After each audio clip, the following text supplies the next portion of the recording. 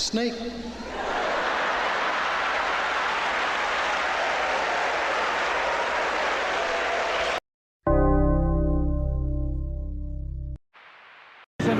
Master of disguise, Zartan changes color right before your eyes. Zartan. Introducing Zartan. Zartan changes color in sunlight. There's Zartan! He's escaping in the chameleon! Let's go get him! Yo, Joe! But Zartan has a disguise. Where's Zartan? I don't know any Zartan. Zartan changes color in sunlight, and Zartan comes with the chameleon. Other figures and equipment each sold separately from Hasbro. Oh God, here it comes! Oh, hot, hot, hot, hot! Hot, hot, hot, hot, hot, hot! Hot, hot, hot! Mr. Marsh, we apologize, and if it's okay with you, we would like to present you your long overdue trophy.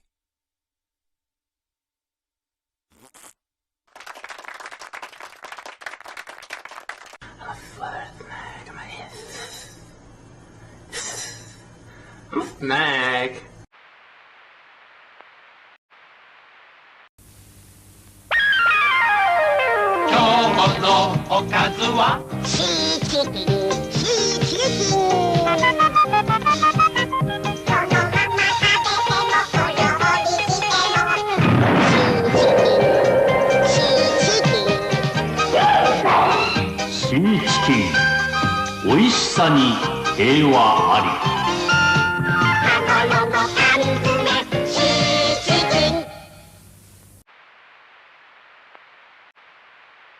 The following program deals with a controversial subject. The theories expressed are not the only possible interpretation.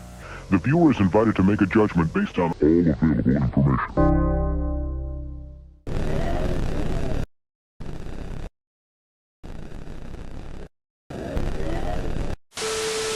Real fucking high on drugs.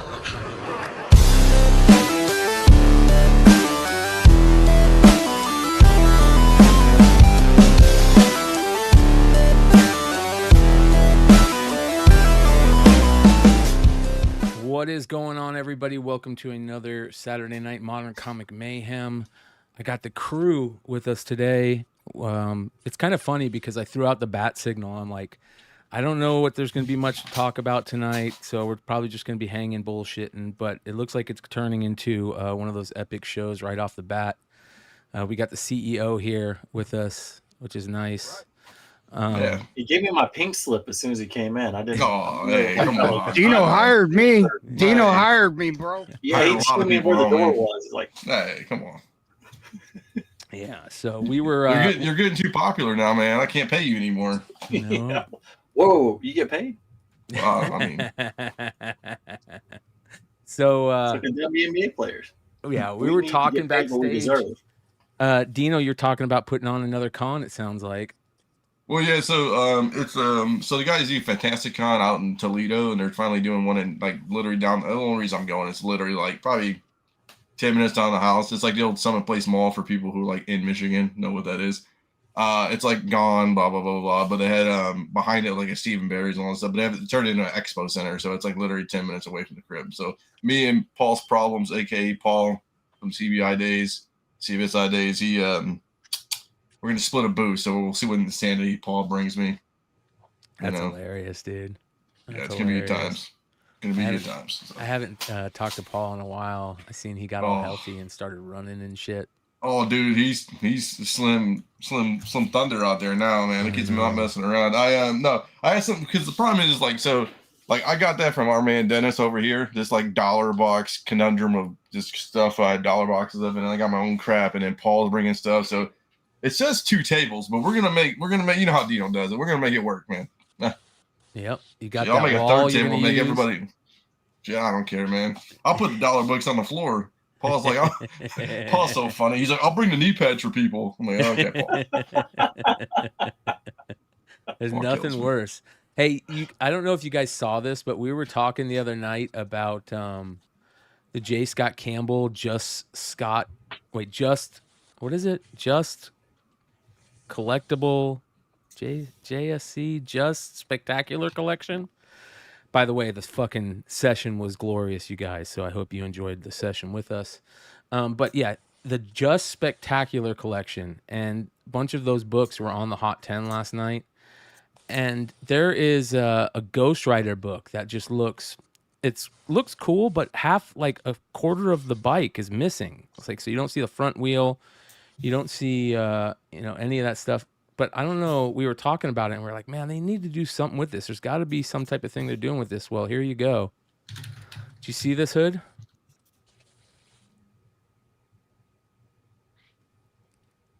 That's pretty cool. All 20 with all 28 covers now headed to comic shops all this month. Assembly is now in progress for my large group mural containing all of my Marvel Comics Just Spectacular collection figures into one giant art piece. Months of pre-planning went into this project, with the large mural grouping being the final culmination. Looking forward to showing you all the final art. More details soon. I don't think it all fits. Like the picture before, I don't think it all fits that well. Like I don't think it just runs smoothly together. Like that looks better. For me, dude, on the whole week, man, I said it was in our other chat. It was like he man, it was like 4 1-in-100 you did this week, man. It was insane. Like, yep, and I was like, man, he's doing so many, and like some of them were cool and some were meh. And I'm like, man, do I really want to go? I mean, they weren't like that crazy expensive, but I was like, man, I don't know. He's getting older, man. He's got it. It almost felt like this was supposed to be dropped in San Diego. Yeah, it wasn't coming out now, like a week or two later. Because he didn't want to compete. Well, he didn't want to compete with all 275 variants out there, And Sabine Rich did the colors. Yeah, you were asking that the other day. Well, I thought it was Nell. Remember Nia Ruffino? Yeah, she's great, man. Well, I don't know, man. At least we'll get to see the full freaking... Wait, hold on. Look at the Ghost Rider. The Ghost Rider has a full bike in it. I want to see that image by itself. But at least you're going to see the full bike of the Ghost Rider now in this one. And this is off. You can tell it's not... He's just throwing everything up there. You can tell he's not centering it like anything, because Mary Jane's on the other side. Yeah. That's a hard pass for me. He should have put all the villains in one poster and then the heroes in another. It's just too cluttered. It's just too much. It's too much. Or make it a wraparound, right? Make that villains on a wraparound if you're gonna do like a comic cover of it. It looks like it from this aspect. That's exactly what it is, and it seems like on the other ones just crammed together on one. Yeah. I'm just gonna collect somebody else now, dude. I hear JR's looking for people. Yeah, I may go after artists that don't overdo it. J. Scott Campbell, he fell off. Hey, these guys are getting old, man. So, my buddy Steven had that Mary Jane Virgin variant, but it came in damaged and on the back. So he was going to let me have it for $45, but it was like wrinkled in the back with a color break. I was like, nah. I mean, I could press it, but that color break would still be in the back. And I'm just like, nah. Yeah. But he put it up in my face, man. That cover is beautiful. That's the best cover out of all that other shit that he put out. 100%. Yeah, she's perfect. I think the only problem is I wish the color background wasn't like orange. Yeah. I wish it would have been white or something like that. But maybe it looks terrible with a white background. Did you guys see this? These are starting to show up now, these corner box statues. Look how good that looks, man. I'm actually surprised how many I actually see in Walmart and Target of like different ones. I really didn't think I'd ever see them, but like I've seen the Captain America stores, different Spider-Man, Wolverines, pretty much most of the collection between the two retailers. Now the autograph you're not going to see, in the stores. It's gone. That was I think that is like I want to put in my case my 9/9 Spider-Man 1 and then get this and put it in the case with it. Yeah, I agree. That's dope, dude. I wish you would have done I found it, dude. Did you do a sketch? Jeffrey Dahmer versus Jesus Christ, dude. Oh yeah, that's a crazy book, dude. I found it. What'd you say, Dino? Is that a sketch? No. Is he gonna do a sketch? Did he do a sketch or just sign one? He just signed the card. He just signs them. It's almost like have you seen the Kickstarters he does? He basically has like a little block and he just signs. Man, I wish he would do his sketch. Like make it cool, like make it worth like big boy money, right? I mean, not they didn't go crazy and draw like Spawn on his thing or Spider-Man, but his autograph doesn't carry as much weight as it used to, man. It's everywhere. It was back in the day. Remember when he had the signing at CGC and people sent thousands upon millions? Yeah. I mean, it's a Hulk Hogan vibe, dude. You can't sign it all, man. Oh, the Hulk shirt. I love that, dude. And then, did you guys see this? Cool shit. The blind bag skate decks from is it HUF? Who's doing that? So they sold out. Somebody pulled. I saw it. Somebody pulled the fucking gold. Yeah, there's all ASM kinds of them, bro. Yeah, Prismatics. So these sold out. They were $100. They were blind bags. Oh man! I wonder if Lay got all these. I wonder if Lay got this one too. Look at how badass, dude. It wasn't the same guys doing the Garbage Pail Kids. Yeah, blind bags. Look at that, the platinum one. Yeah, they've done this before with the skateboards and stuff. Oh, that's fucking rad! Look at that. That's sick. Yeah, Wow. Nate scored when he got his Garbage Pail Kids once. He pulled the freaking nasty Nasty Nick John Pound auto. Yeah. Did you keep the cards? I flipped the whole thing immediately. The gold one right now, at least on eBay, one's going for like $940 right now. Wow. $950. Yeah, for like gold ones. There's the top. I mean, I don't know. Let's see what they're selling for. I mean, that's probably what they're selling for. Are the bags still available?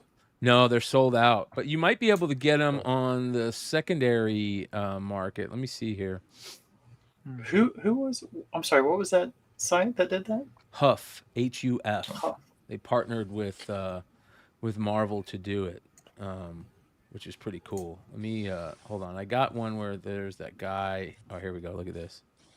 Dude, how sick would it be a white one and get a? So what's the deal? We got. Go ahead, Dino. Oh no, and get somebody to sketch on it. A bunch of people to sketch on one of the white ones. Bro, on the top. Yeah, great idea. Sick. All right, here we go. Check it out. All right. So what's the deal? We got. There's three different ones. Three different ones. We got glitter foil, which absolutely looks sick as fuck. We got the hollow foil and we got the gold foil. Irving said the gold foil is going for $3,000 on eBay right now. Yeah, and it's going up probably every day. Right. I don't even care. I have this #1 issue of Todd McFarlane Spider-Man. I mean, that bag is cool. I've had since like 1989 or 1990 or something. So this will go cool with that. Let's go. Let's go. Like I saw this and I'm like, okay, we have to get that pack. The end. How's it going, guys? Hey. I don't think it's foil. No.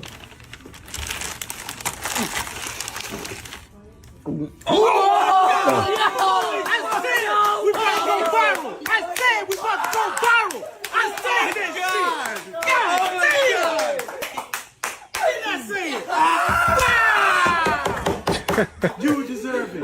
You deserve it. There we go. There we go. Oh my God. What? How many? How many? 150. What? There's 150 worldwide. There's only 150 of those, you guys. Wow. That's crazy. So they all have they all have the white fronts though, which is sick, and the white tops, I guess. So I mean, you could buy a regular one, it still would be sick, man. Kilted Corgi waiting on the monsters skate decks. Oh my goodness. Oh. Don't get me started, please. You can still buy blind bag ones for like $185, which isn't. I mean, on the secondary market, isn't terrible. It's $85 no, that's pretty good. I'll probably grab one. I think just the way the way it's packaged, having one like that's worth it. Because I mean, it looks really good in that package. Yeah, it's pretty dope, dude. He does. Really He cool. does. Yeah, this is this is another one that I saw here. Hold on here, do this. Yeah, that one's nice too. Yeah, it is. So are they all like the Spider-Man 300 and just different backgrounds type of thing, or? Yeah, you got the original background, the platinum background, and the. Is there a chance of getting McFarlane signed one? Like if you pull it out and it's got a McFarlane signature on it? Let me take a look here. Because wouldn't he be involved in that since they got to pay him to put that image on there?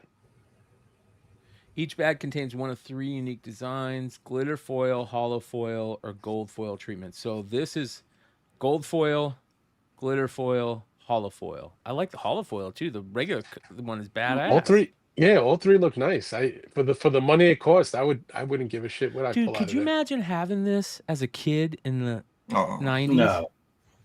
Yeah. Bro, that would have been game over. Every kid would have wanted this fucking. I just put an offer in at 125 on someone who had one. That's 165 for an offer. And Nate's gonna get it while we're live. So and Huff's not. This is not the first time. It did X-Men ones that are sick too. Mm-hmm. Like it looks like Jim Lee X-Men, like number ones from like 19. You know. That's fucking the dope, 90s. bro. Sick. Yeah, that's cool shit. I love that type of shit. All right, Nate, we finally have you here to talk about the OA that you recently picked up. Oh yeah.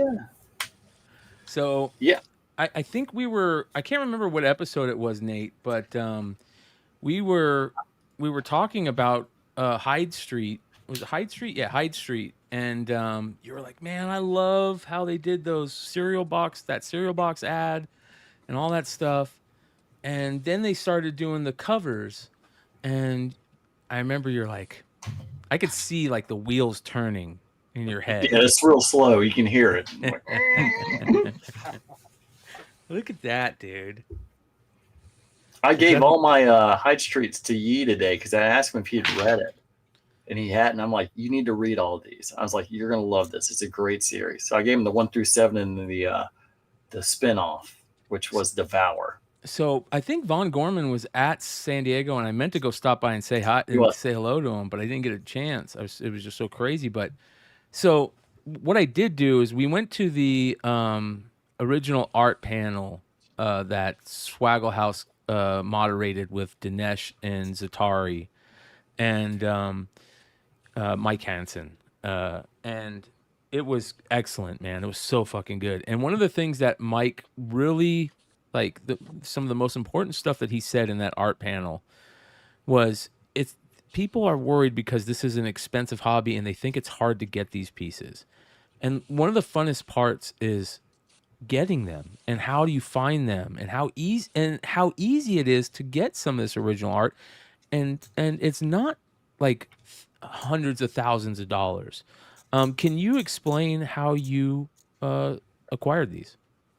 So I remember reading Hyde Street 6, and 6 had the one that had the preview of what's going on. So I want to say 7 is the one that's fully open, where you see the dual page spread. Because I want to say like that's basically when you open up and you're reading in, it's like a page like 2 and 3 and 4.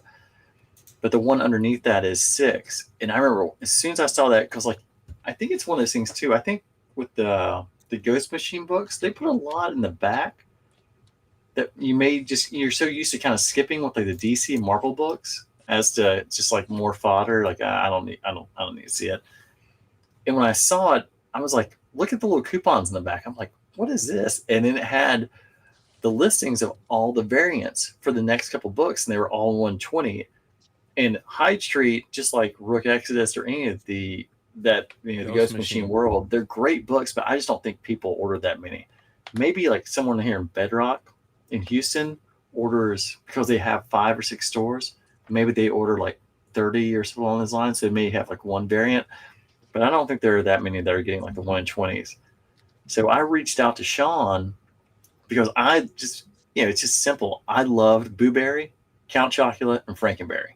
Like, it reminded me exactly of that. I was like, these are just, you talk about this nostalgia drug, man. That is it. And so I reached out to Sean, and he was so quick to respond. And any questions, I mean, he was really easy to deal with. And I got each one for $300 a piece. Ooh. And then he also told me, hey, I haven't gotten my, what is it? Like when the artists get their, they comps? Get not a sample or a commission, but they get their comps. Yes, they get their comps. He hadn't gotten his yet. And he's like, I'll let you know as soon as I get them, because I'd seen what they're going for on eBay, and I was like, well, you know, if there's a way to not to get those, in my head, I haven't thought about how to frame them, but I need the books. And so as soon as he got his comps, like at least for the 7, he shot me a note, and just like that. I mean, and then so I just told, and he also sent me. He's like, hey, if you like High Street, I also have some of the other books. And so he started sending me other art that he's got, and I think it's similar like John Roy when I bought the 275 cover for Snake Eyes or GI Joe's, the dual spread. Like he had other ones. There are a lot of guys that you just kind of reach out to on Instagram, and they'll hit you back up, pretty quickly. Yeah, I mean, that was one of the amazing things. Nick Barrucci is in the chat right now, who anytime I think of original art, there's a couple people I think of, and Nick is one of them. Nick has one of the most amazing original art collections, and he's,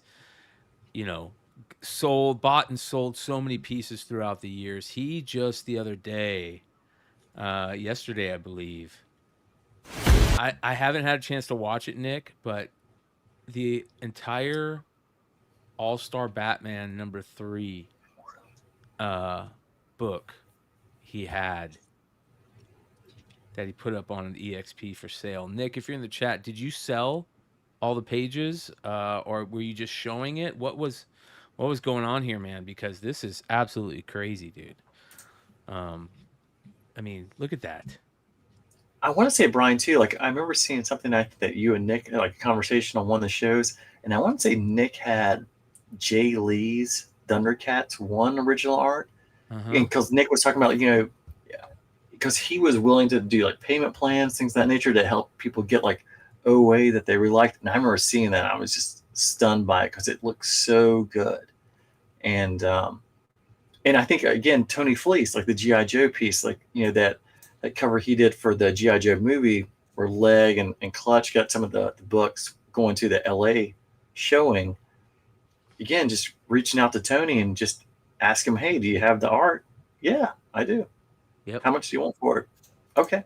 And then easy guy to work with. I mean, I think a lot of the artists are, if they're not signed up with someone to deal with directly, they're very easy and very manageable and very personable.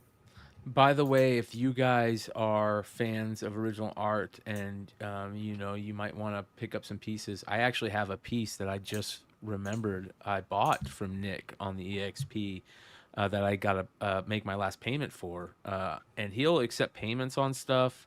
He sells original art all the time. If there's anything, he hasn't sold the entire comic of All-Star Batman, so if it's something that you might want, John Romita Jr. interior art from that book, reach out to him, and watch the EXP original art sales that he does, because he does some great original art sales over there. It's really cool. I actually got a Watcher piece that I picked up for him for $300. I owe him $100 on it. I'll be sending that over shortly because I just remembered it, and he's got amazing stuff that he puts up on that show. So make sure you guys go check it out. The EXP on YouTube. And Derek is actually in the chat just talking about that, like how much art he's got and how he makes it accessible. It's like everyone can kind of get the piece that they want, which I love that. I mean, $300 a piece for these. Like, these are like different type. I mean, I can't wait to see how these are framed, bro. How are you going to frame them? Are you going to pull out this? Please tell me you're going to pull this out and figure out how to get this above all 3 of these. There's parts. I've kind of got some ideas, and honestly, between that backspace here, where I'd love being here, I'm like Thundera is back here, but can't really see. But there's a space between the shelves at the top. I'm like, there's something that could go where they could all kind of fit in with the yes, sir. Yeah, maybe Somewhere bring that piece behind it down a little bit, and then it would be so cool if you did almost like this setup right here, kind of, if you could figure out a way to do it kind of like this, because that, and by the way, Nate, your piece that you did with the wraparound cover was one of the smartest like pieces of framing work I've seen in a long time, and I'm so jealous of it. If you guys love wraparound covers, you're always like, man, I hate to they're hard to display. Nate got a wraparound cover. Who was it? Was it Jim Lee or David Finch? It was it was basically like, you know, a knockoff of Kelly Jones when he did Detective Comics with the Breaking of the Bat, and it was a 1 of 25 black and white, and then Finch did the Bane cover on there. And I was actually going to tell you, I was talking to one of the guys on in the chat, because he reached out and was like, "Hey, I've got some stuff," and Brian's like, "Hey, you know," he's like, "You might want to talk to Nate about like some of the stuff he had." And he has got some incredible like magic and just some beautiful pieces, and they're all on the books. But he still has the staples and the pages in. I was telling him like that. I was like, "That's the difference." I was like, I took the staples out, and I took all the pages out. And I was like, if you want someone to press it, you know, Hood's a great guy. You know, Leg, like there are different guys that can help.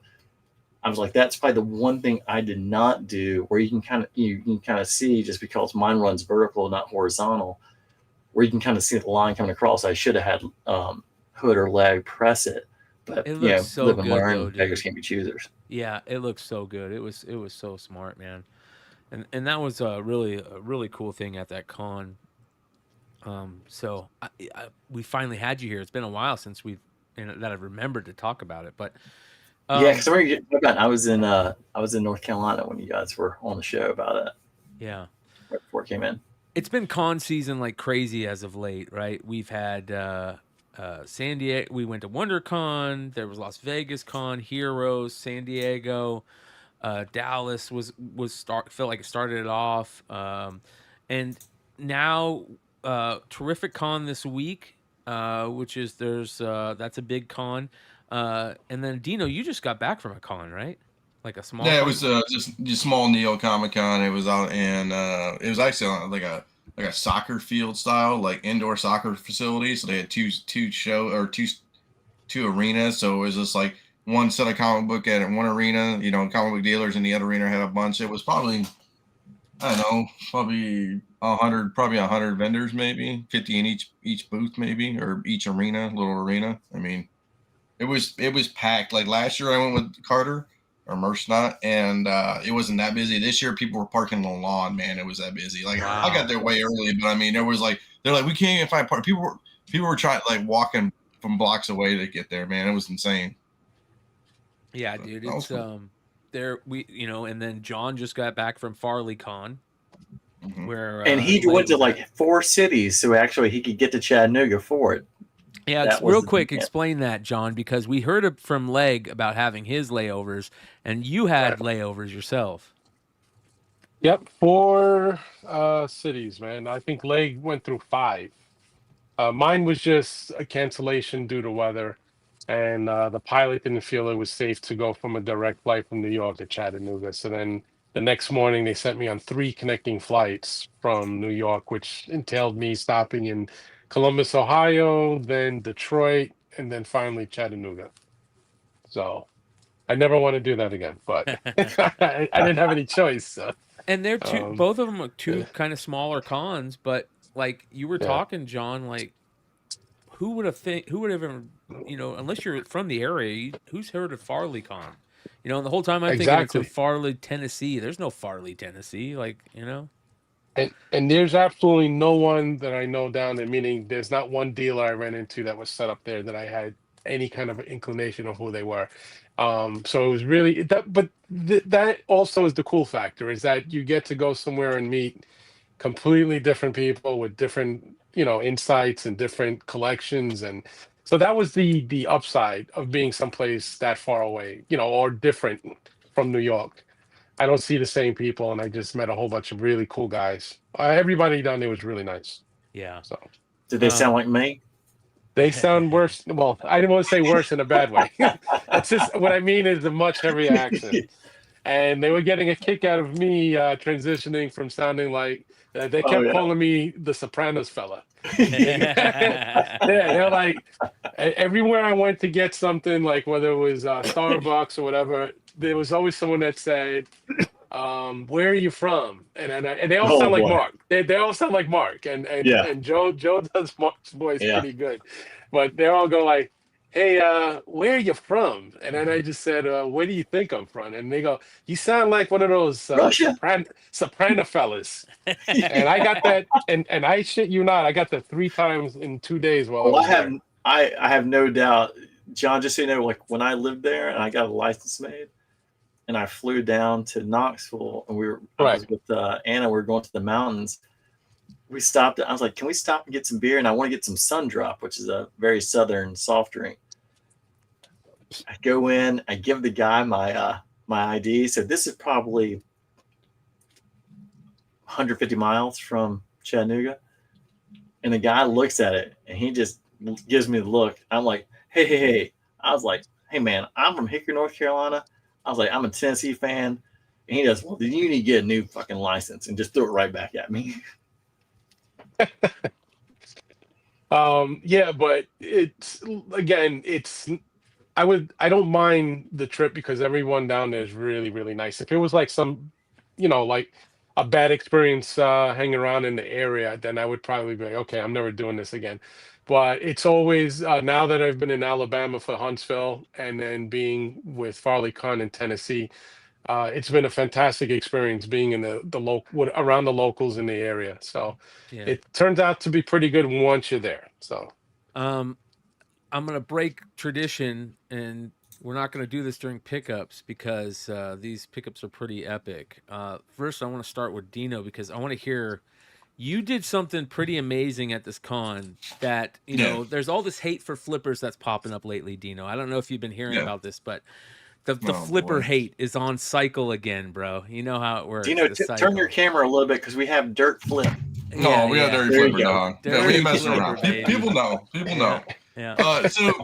So I brought a box of comics, like I always do, and so I hope one of Carter's friends, like, I'll sell this booth, I'll sell this whole booth. I don't even care. So I'm like, hey, I have to bring a box. I said, I don't set it on the table. I just kind of set it behind the table or whatever. And then like halfway through the thing, I'll just set it on the table, but behind everything. So it's not like my shit's like out in front and stuff. I'm like, well, I got some stuff, whatever.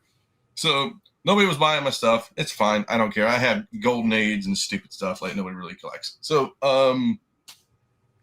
so I went through the con. I'm like, okay, so I got some money, and I was like, okay, let's figure out what we can do. How can I stretch my money? So, I bought 7 C's comics number 1 and 2. So it's Matt Baker interior art. The cover's not the greatest. This old guy, and I missed a Wonder Woman classic key for like $50 too. I was so pissed off. But anyways, I wasn't there early enough for it. So when I got there, I took those 2 books. So he had them for $100 a piece. I'm like, well, if I buy them both, can I get them like $150, right? No big deal.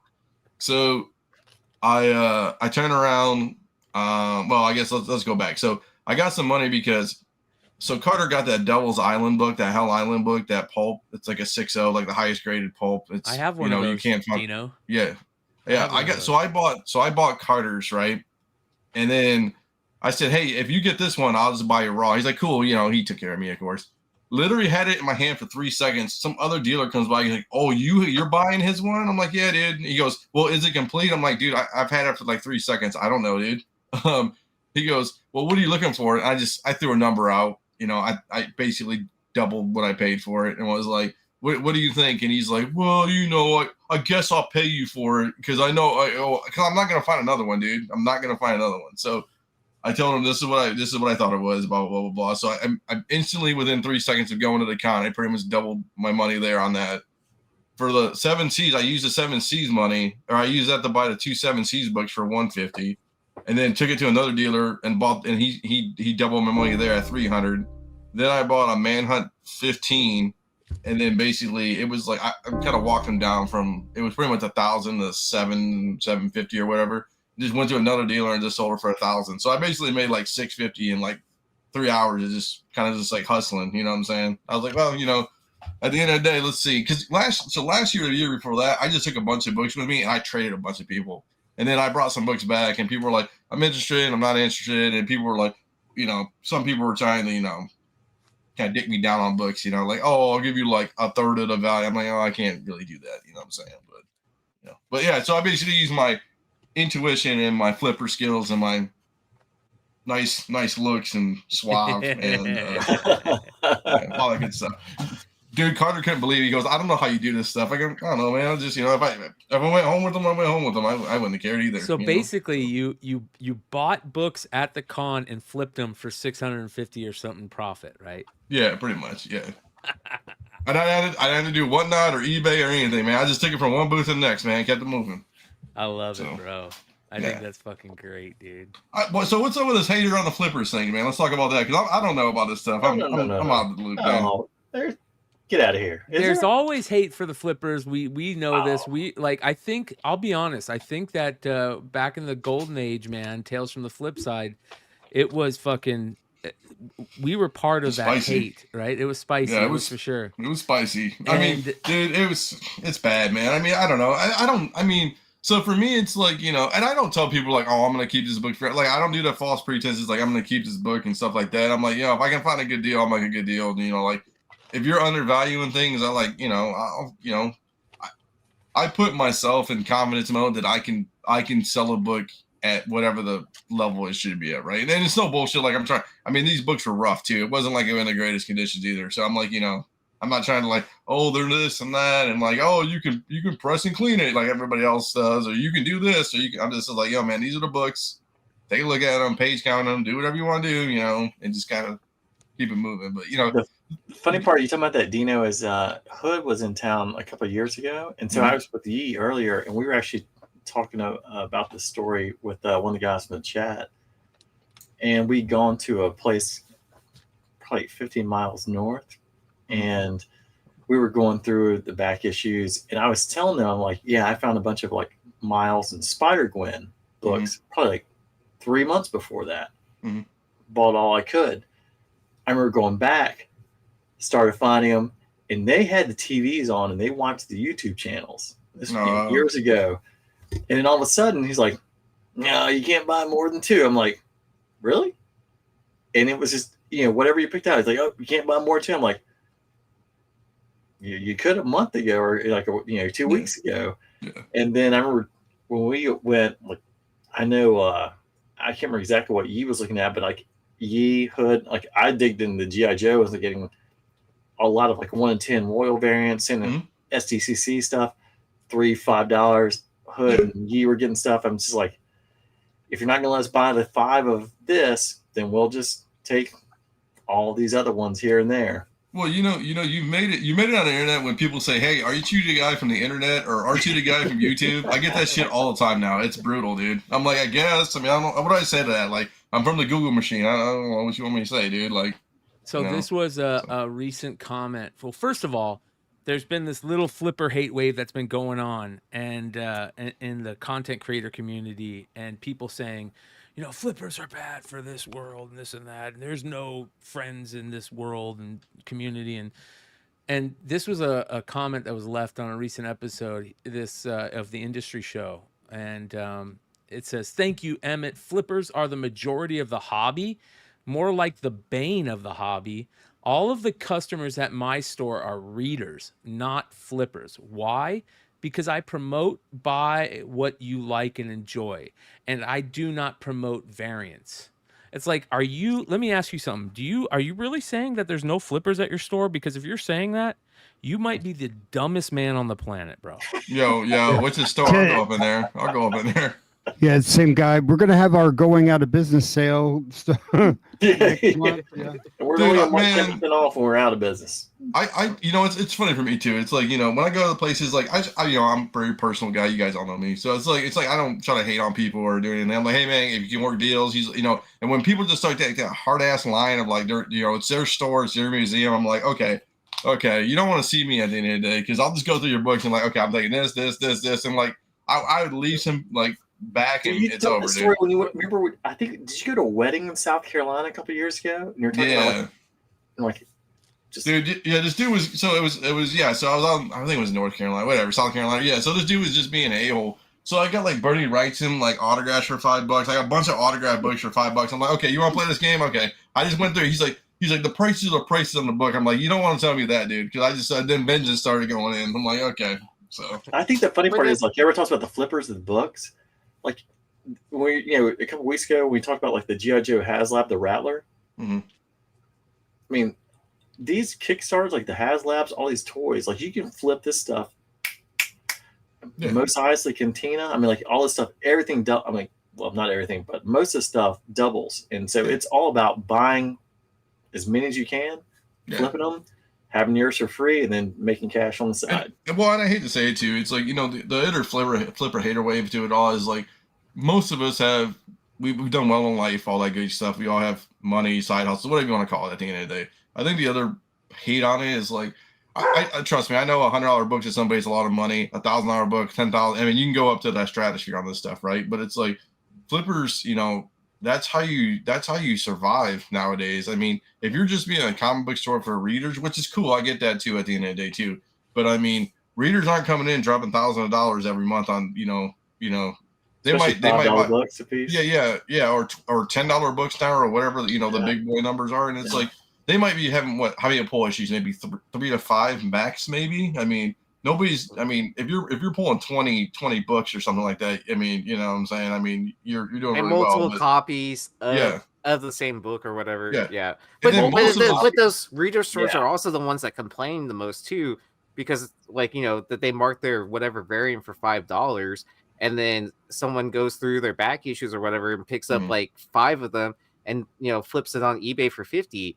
Well, is it my fault that you didn't look up what the current market price is on the back issue? Yeah, and I get it becomes too much, right? At the end of the day, too, it's like, you know, you can't track everything, yada yada yada. But in the same breath, dude, it's the same problem with, you know, and all those variants. He's not a variant guy, but I bet you all those variants he gives them to his long-standing best customers there. So they really are. He is, you know, supporting either flippers or whoever buys the most books, right? I mean. Yeah, that's what it is. At the end of the day, there's still a lot of pussies in comic books, bro. You're the fourth person to tell me that in the last week, bro. You know, like, get over it, dude. Hey, all these books these guys are reading. Yeah. I have yet to hear one person come out and say, "Hey, man, you got to read this book." It's all shit, dude.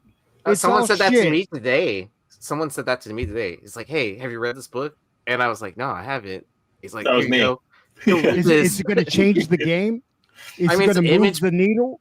I mean, it's an image book, and I'll be right back.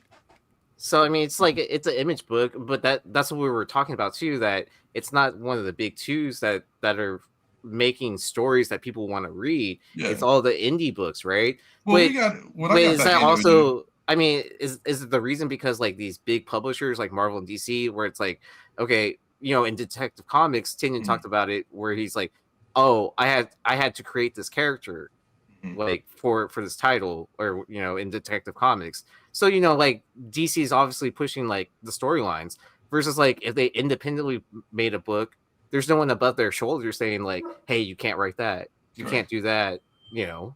So it's less restrictive. So they're more creative.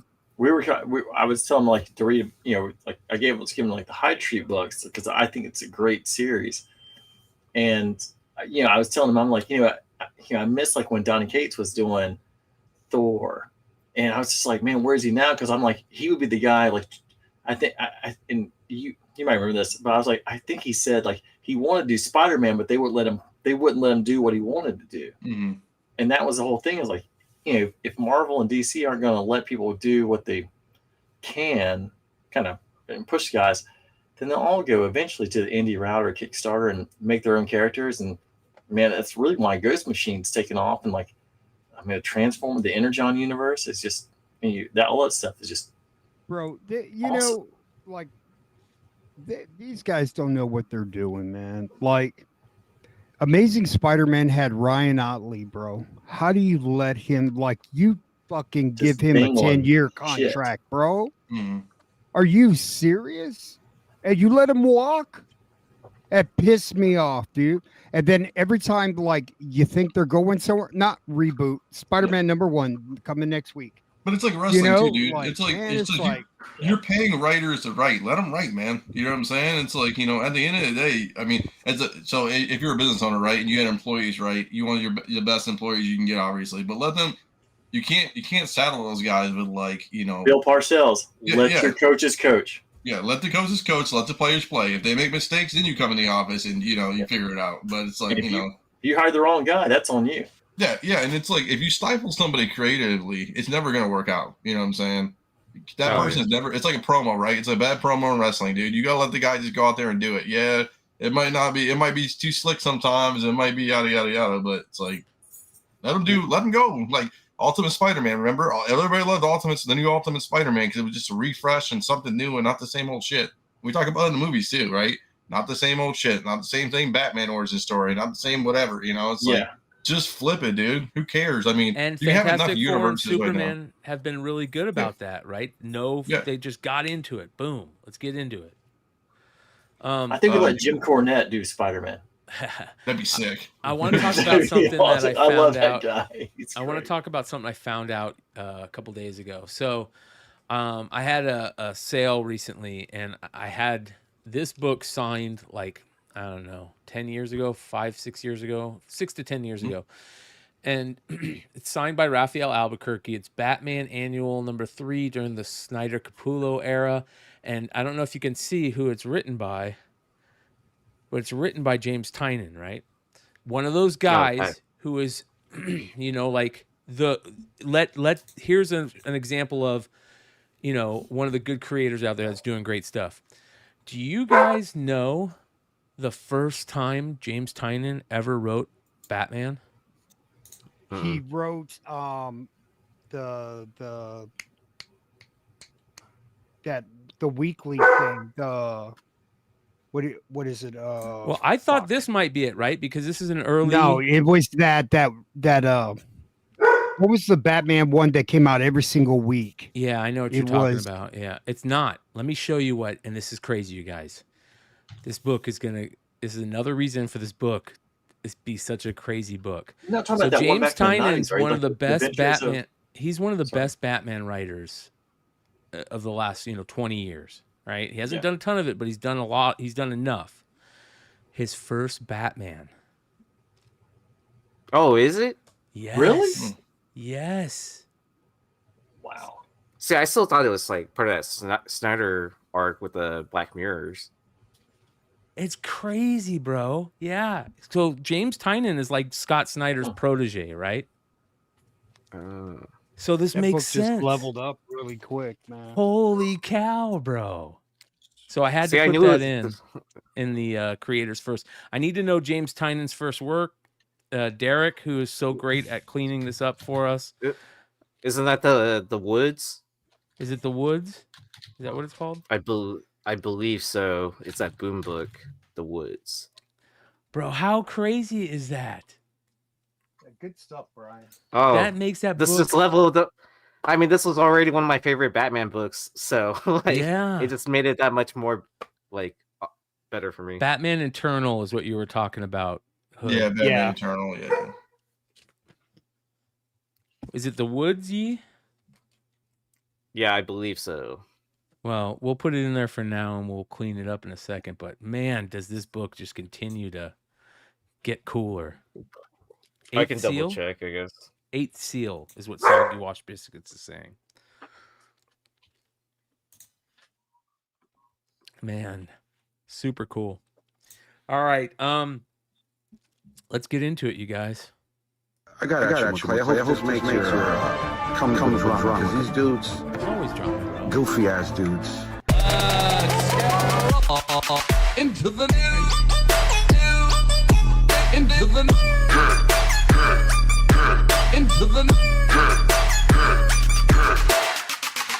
But let's get down to business. All right, here we go, you guys. Comic book drama alert has been on. It's been like at attention lately, right? Like everything is going crazy right now. And I don't know if you guys had a chance on the channel to see it, but this is my first time that I get to talk about this since it's happened with anybody, really. I talked a little bit about it with some of the guys backstage after the show, but other than that, I haven't really got into it. Yi was one of those guys. And that has to do with our show on Thursday night, which was a special edition show with Darren Davis of Tidal Wave to talk about the Fame books and all the controversy that's been going on with them lately. And I gotta say, it was a wild show. Absolutely wild. A lot of things. It was very good entertainment from what I'm being told, and that people that have watched it. It was very informative. Darren came out swinging, man. He was like, very, almost defensive. Which he should be. It's his brand. I understand why he should be defensive, but there was a couple of things that were said in the episode that were very interesting. I hope that if you guys haven't seen it, you'll go check it out. But it was very interesting to hear some of the things, the responses to some of the problems that a lot of people see with the Fame and Tidal Wave books when it comes to IP infringement and when it comes to art aping and full-on art theft, AI art, all kinds of stuff. And Darren was he kept on bringing up this thing about there's a percentage rule on how much of a percentage different you have to be from the original work to be considered legal and you're not going to get sued for IP infringement. And he kept on bringing up this 20% rule. And I got to tell you guys, he brought it up a lot. And here's the other thing I got to tell you. For a while there, I was like, okay, if this guy is supposed to be a lawyer, if he's saying it, I'll take his word for it. I got bombarded by messages from people being like, this 20% rule that he is talking about is complete and utter bullshit.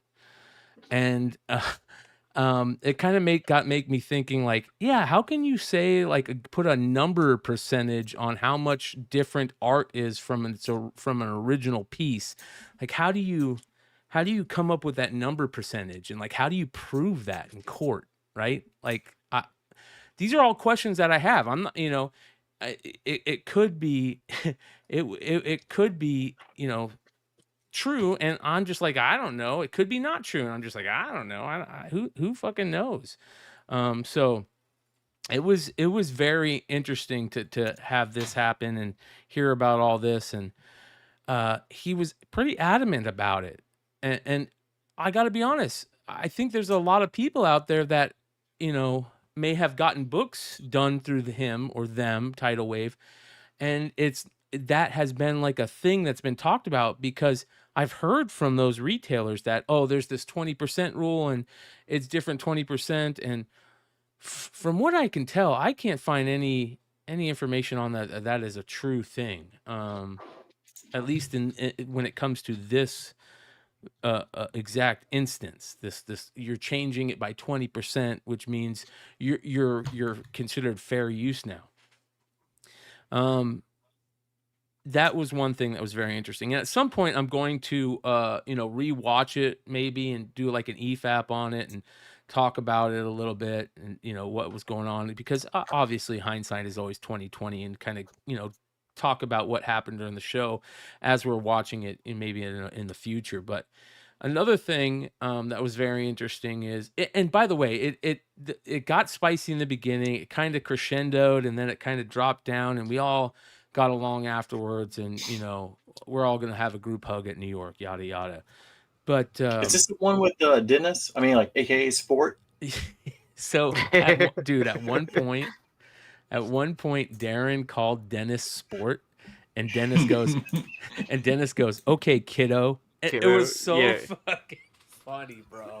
I wasn't around Hiroshima, but I felt the tremors. I was like, oh boy, here we go. Oh, dude. Oh, next time I see Dennis, I'm gonna call him Sport, just for shit and giggles. Hey, listen here, Sport.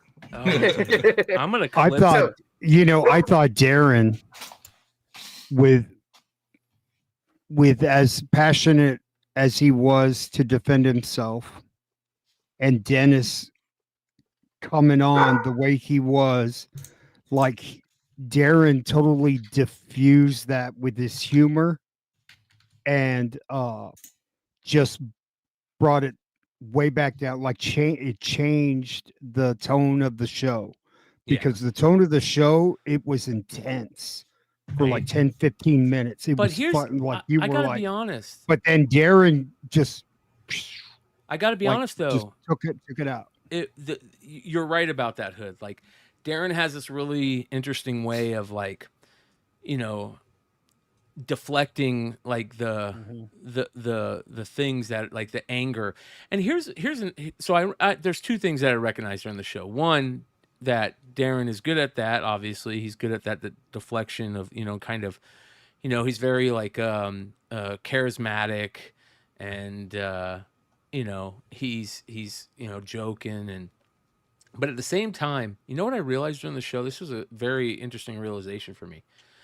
I realized that a lot of the times when we take Dennis as like him being angry, he's just being sarcastic like Darren, but like in a different way that we don't recognize it.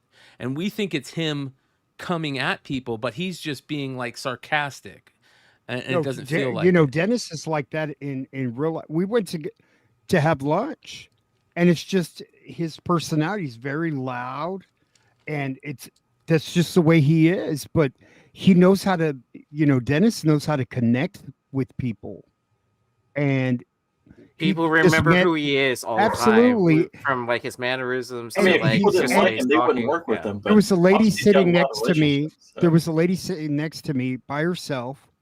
It's Dennis is going on. I'd love to tell you what he was talking about, but he was going on. And dude, she spit out her fucking drink when Dennis, and then she just like wanted to know what was going on. And so Dennis, you want to know what's going on? Well, let me tell you. And then it starts from the fucking beginning, and totally she was there to look at some art or something like that. Older lady, but then he just like, and got her and thought, she said, well, I'm going to have to watch now, you know?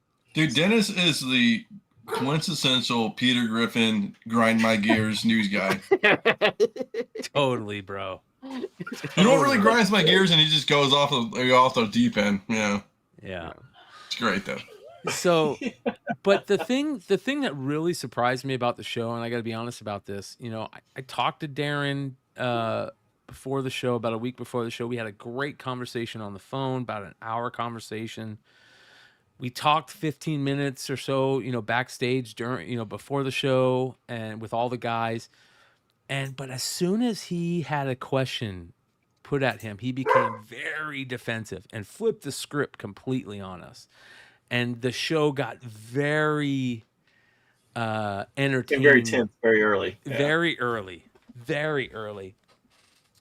But bottom line, what I want us to talk about, and the reason why I'm bringing all this up is because, you know, he had said, hey, we're going to make changes here. These are some of the changes that we're making and that we want to make and this and that. But the problem is that, like, sometimes these books are still coming out, and even though he says we're going to make changes, it's just like, oh, man, how did you not see this? And he talked about how you got to be so careful about riding that line. The same night that we had our show, this showed up in my feed. Oh, wow. Where's the difference? I don't see the 80%. Right? I mean, like... He's missing a thumb. Oh, I guess I don't see the B in bulls. Yeah. You don't see a quarter of it, right? That's dude, that's the percent right there. You only see 80% of the 23. We're not sure if it's 23 or 28, you know. I was just like, holy cow, bro.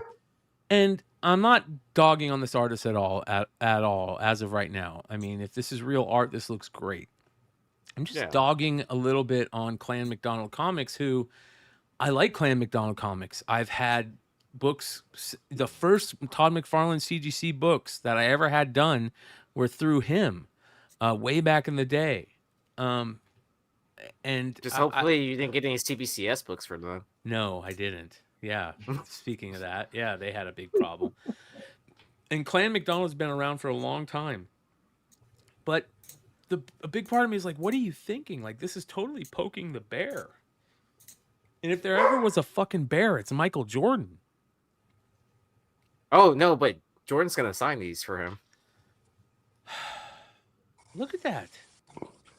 It's not just Michael Jordan, it's the NBA, the Chicago Bulls. Is he going to sign the worst owner of all time?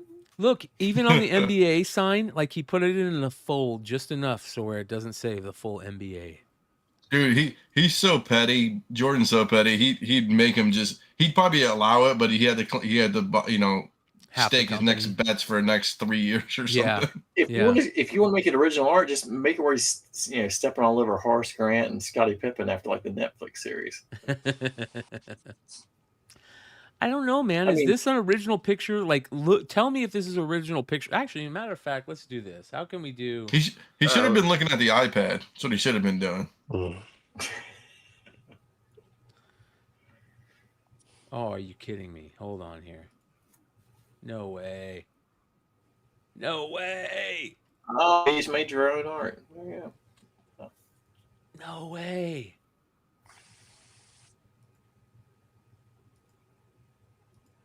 You know what I mean? Like, at what point? It's just whatever makes the most money. I mean, literally, that's what's the easiest thing and what makes the most. That's it. It's crazy to me. How sick would it be if Jordan actually signed one? Though, it'd be sick. It would be sick. Yes.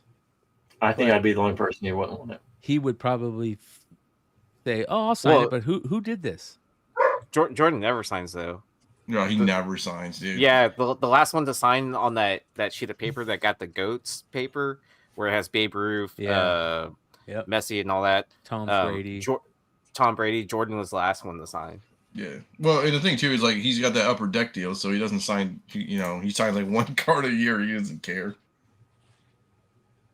This is just bonkers to me. It's getting like so obvious and so over the line rather than like just walking across the line. It is just like. Why don't you just get Scottie Pippen's wife and then have Jordan's son sign it?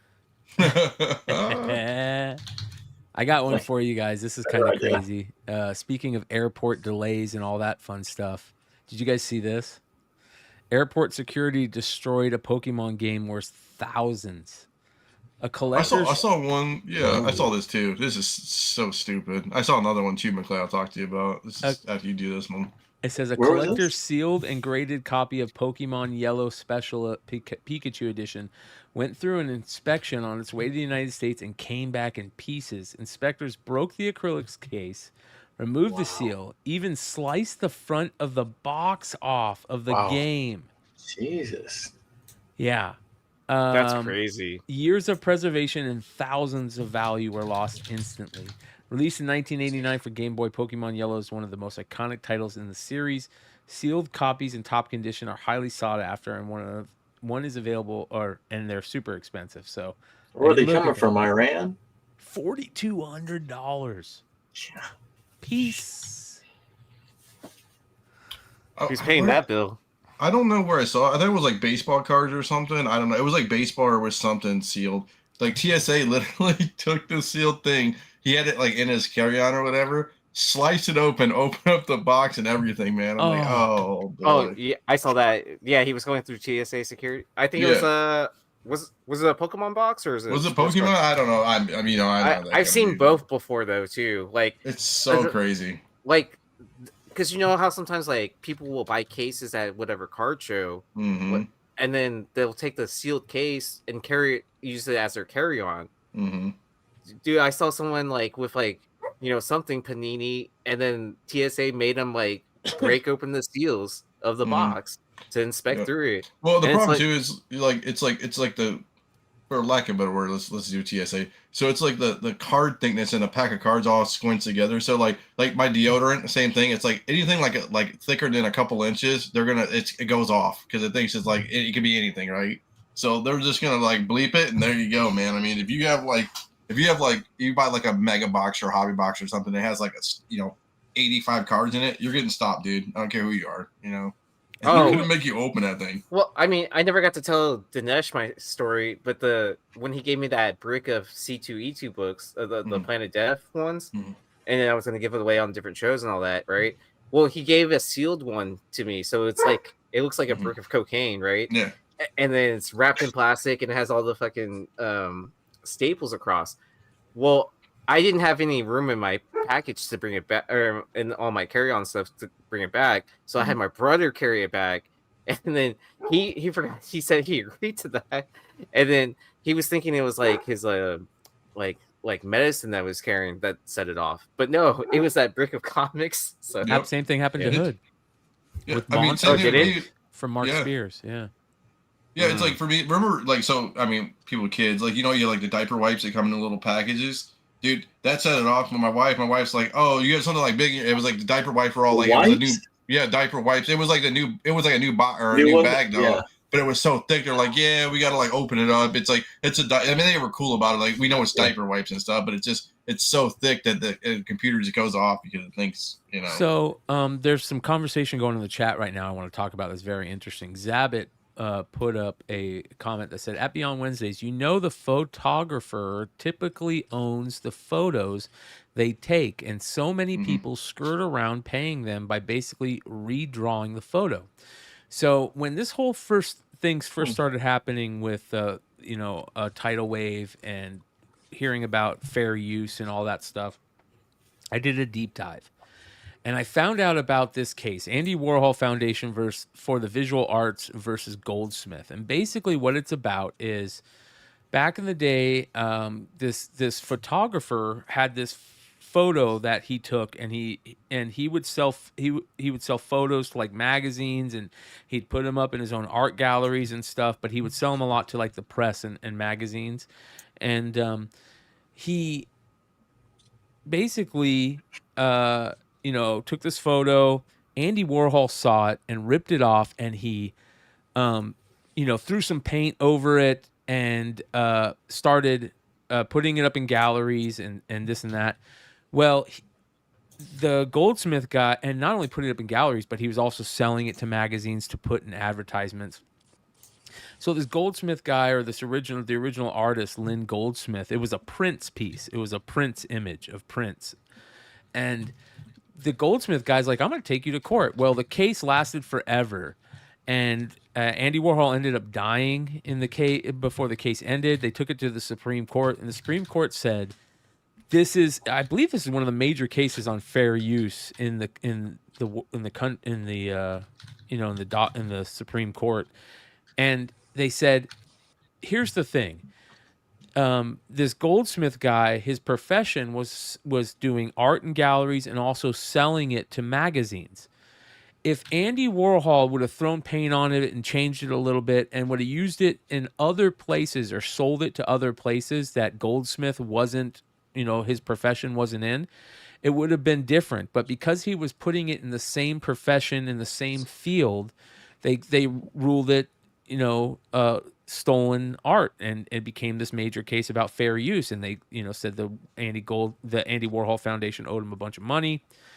So that's a big deal. And one of the things about, I think that when it comes to fair use, and I'm obviously I'm not a fucking lawyer, I don't even use LegalZoom or any of that shit, but it's the same field, right? We're selling comic books. DC and Marvel are selling comic books, and Tidal Wave is putting DC and Marvel art in that field. I know a lot of people are saying, well, what about prints? Prints are da-da-da. Well, maybe the prints get around that because they're not in the same field. They're not trying to make money off the same medium. But Marvel and DC are trying to make money off printed comic books. It's the same fucking medium. So that was always the weird thing about that. So I just wanted to throw that out there. If you guys want to do some more deep diving into it, I don't know.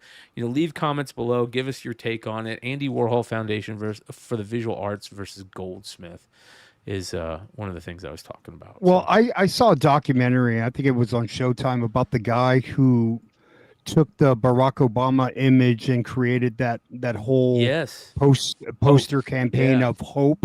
Yep. And he had taken that picture Shepard from the Associated Shepard Press. Fairey, Yep. And so that's one of the most documented ones that I had seen. He had initially lost and then won, or lost then won, or won then lost. Shepard Fairey ended up owing the photographer at the end of it. Yeah, and then they made friends, right? And he's like, it's cool or something like that. Yeah, fuck you, pay me, and then we can be friends. Totally, I agree that. though. No, he didn't. He did. Oh. I think that he didn't charge him. It did go to. I think it was about to go to court or something like Yeah. that, and then they ended up. Settling or something like that. Yeah.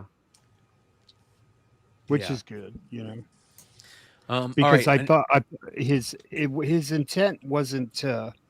I mean, just it was simple. Like his intent wasn't to just blatantly. He was using it as a tool, right?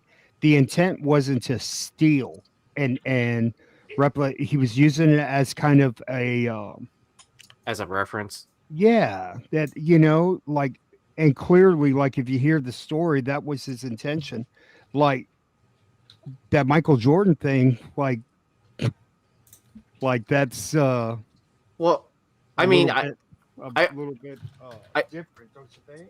I mean, I feel like that Obama photo is iconic or whatever, right? But then like Shepard Fairey's style onto that, like just even that art style got really popular too. Like everyone started doing that to any person or image or whatever. Yeah, you saw that in the Iron Man movie with like Stark and Iron Man. Right, that's what I'm saying. That like that whole like that inking style that Shepard Fairey was doing, and then like some sort of message at the bottom, like that became a very popular, medium to use. So but at the same time, like, yeah, I mean, that does the original thing did skirt the line too, right? Yep. Because it was pretty much like tracing that photo. Yep. This is something very interesting. Did you guys see this? Yeah, I did see that. Bro, did they figure out how this happened? Was this sent to Jackson Merrill and he just threw him away? Yeah. So someone found it in a trash can or something like that, and because it was blocking a garbage chute, and they're thinking that it got lost in transit to him. So someone like found this and stole it. And then here's the greatest part too, right? Some of these redemptions have already been sold on eBay. Mm-hmm. Yep. Look at these. You would figure they would like either ship it to the stadium or like Panini's big enough. Come on, Panini's big enough where they can give it to them in person. Yeah, like go to the stadium or they got deals and stuff, and just be like, hey man, like this box is for whatever. It's and then once you hand it to him, he signs a piece of paper saying he has it, and then you're good to go. Well, even if like any of these players that are coming to meet with them to like sign other things like jerseys and baseballs, why not just have the cards ready for them there at like planned meetings or whatever. It's like Cena, right? Cena has a stack of posters, and Nate knows this, like a stack of 8,000 posters, and he just goes zip, zip, zip, and just goes through them all in like 30 minutes. That guy's pulling him away, and he keeps signing. He's like, ready? Yeah. It's just like, for me too, it's like, I don't know. It's like, and then the thing too is like, every box that says Panini or Topps, dude, I wouldn't, like, I know Topps has to do it and Panini has to do it, but I mean, for that stuff, I would just make a fake company called whatever, and then ship your, stuff to players under a different thing, and then say Panini all over it or whatever it is. You know what I'm saying? Like, yeah, it's too blatant if it's under that name. Yeah, bro. Yeah. Panini needs to reach out to whoever found these and pay them a ton of money. Look at all those. Yeah. Man, I would have set up at the National. And it's one of those things too. It's not like you're talking about just some regular guy. You're talking about a guy who is first year all-star. He moved from shortstop to center field, all-star. I mean, stud, young stud. This is nuts, dude. Yeah, I would have set up at the fucking National. Hey guys, what's going on? Did he give the cards back? Have you got an update? I don't know. That's a great question. As soon as I saw those, the first thing that came to my mind was the Dak Prescott. I think it's out of 5. Yeah, the auto pen. The same one, like number 3 or whatever it is. There's 2 of the same one. I'm like, I could see that this having 2 of the same number.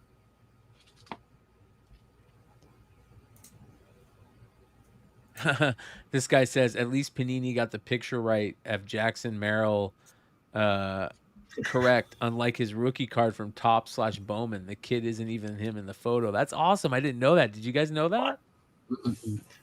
because I've got the tops, but I've got the one that's because they made the short print in series 2. I think I've got the Chrome, but I know that the Chrome is him in series 2. But we all know Panini too. It's like, they send these boxes out and they expect like, oh, these guys. It's not saying it was Jackson Merrill's fault at all, but it's like they expect these guys to sign these and send them right back, and it's years when they get stuff back. You know what I'm saying? Or it's like they probably moved 6 different teams by the time they got them back. They don't. I mean, it's not like signing stuff because it's like. Somebody said it was like somebody did a post about it, McClay, about how much they get paid for like signing this stuff. Yeah. And like they were like, man, I make like $100 and I gotta do 3,000 signatures or something. You know what I'm saying? But I'm not Shohei Ohtani or like some big name. He goes, these guys, it's like they got other stuff going on in their lives. I gotta sit down for 7 hours and just sign stuff. You know what I'm saying? Like, I remember one of those Topps Now cards when Correa. I don't know if you remember. He pointed to his watch. They were playing the Red Sox in 19. Yeah, and they beat him in the ALCS. And that was basically the clincher, and it's at home. And he hit that home run, pointed his watch, and they did a Topps Now card. You could buy the autograph, and it was $99.99. I bought it. Years went by. I was actually telling the guys like not that long ago. I actually just finally got like a note from Topps. We're unable to fulfill your order. I went in the secondary market and bought like a 1 out of like 50 for basically the same price. And they literally just credited me. You're talking about years and years and years later. Yeah. Or, and the thing too is like, I'm not saying Panini here in Topps. I mean, but people they love Shohei's at people, like, because it's like, oh, I can't fulfill this. And it's just like, oh, I got this, or I got, some other, it's not the same value, or it's kind of the same value, but it's all, it's hard to. I think it's one of the problems too. Like, there's so much stuff that's signed. Like, you're talking about the casino when they're doing that on Unreal, he's just signing. This is the problem, honestly, with having so many signatures, is that you can't read them because they're just trying to just scribble something on. Well, that's a new era of everybody. So like the Derek Jeters, the Marianos, the Ken Griffey's, the guys who you can read it. Mickey Mantles, like the very clean stuff. It's like that stuff goes away. It's like check marks and like a B and then a dash, or like an A and I get it too. It's like especially when you start getting famous, you start getting big. It's like I'm trying to do it the most fast and efficient way, and it's just terrible. It's got to make it a little more limited, it feels like, to make it where it's at least legible. But that's the problem with Topps. Topps does every event now. The Pope got elected and they made a card for it. It's just like, it's like everything gets a card now. It's like, and then, some guy brought a Topps Now card to the Pope. It's just like, a Pokemon card. They got him to sign the Pokemon card. Wild, Leo man. Papa or whatever.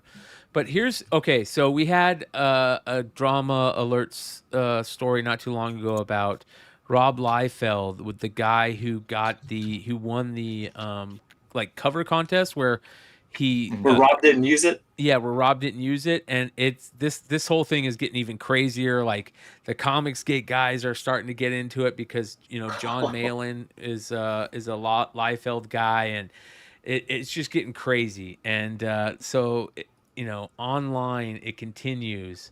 The guy ended up putting out a post saying, so this whole stuff is continuing to go down, but Galactus sucked. Rob Liefeld continues to be the best reality show ever. And we need a camera following him all the time. Thank God for Whatnot. Ladies and gentlemen, check this out. Galactus sucked. I herald your lies. I'm Reed Richards. I can stretch 15 feet. In the comics, I stretch 100 feet. But I herald your bullshit. The kaiju looked better. The kaiju in Superman looked better. They should have stop motion this badass. Why did they use that guy's face? I'm sour puss Galactus. This Galactus is better than that freaking Galactus. Looked like he was made of tape, clay, and plastic. Oh man, it was so just okay. When did they get bad at this?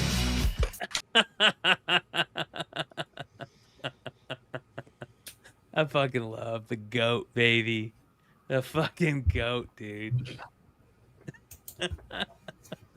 Who knew he would just be that? I don't know. Entertaining is a good word for it, but on whatnot of all things, just rants of everything every week. It is you cannot miss Rob Liefeld's Whatnot streams. He's probably live right now.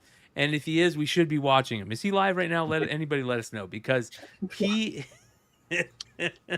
I love the beginning of this, dude. This video was done so good. Check this out.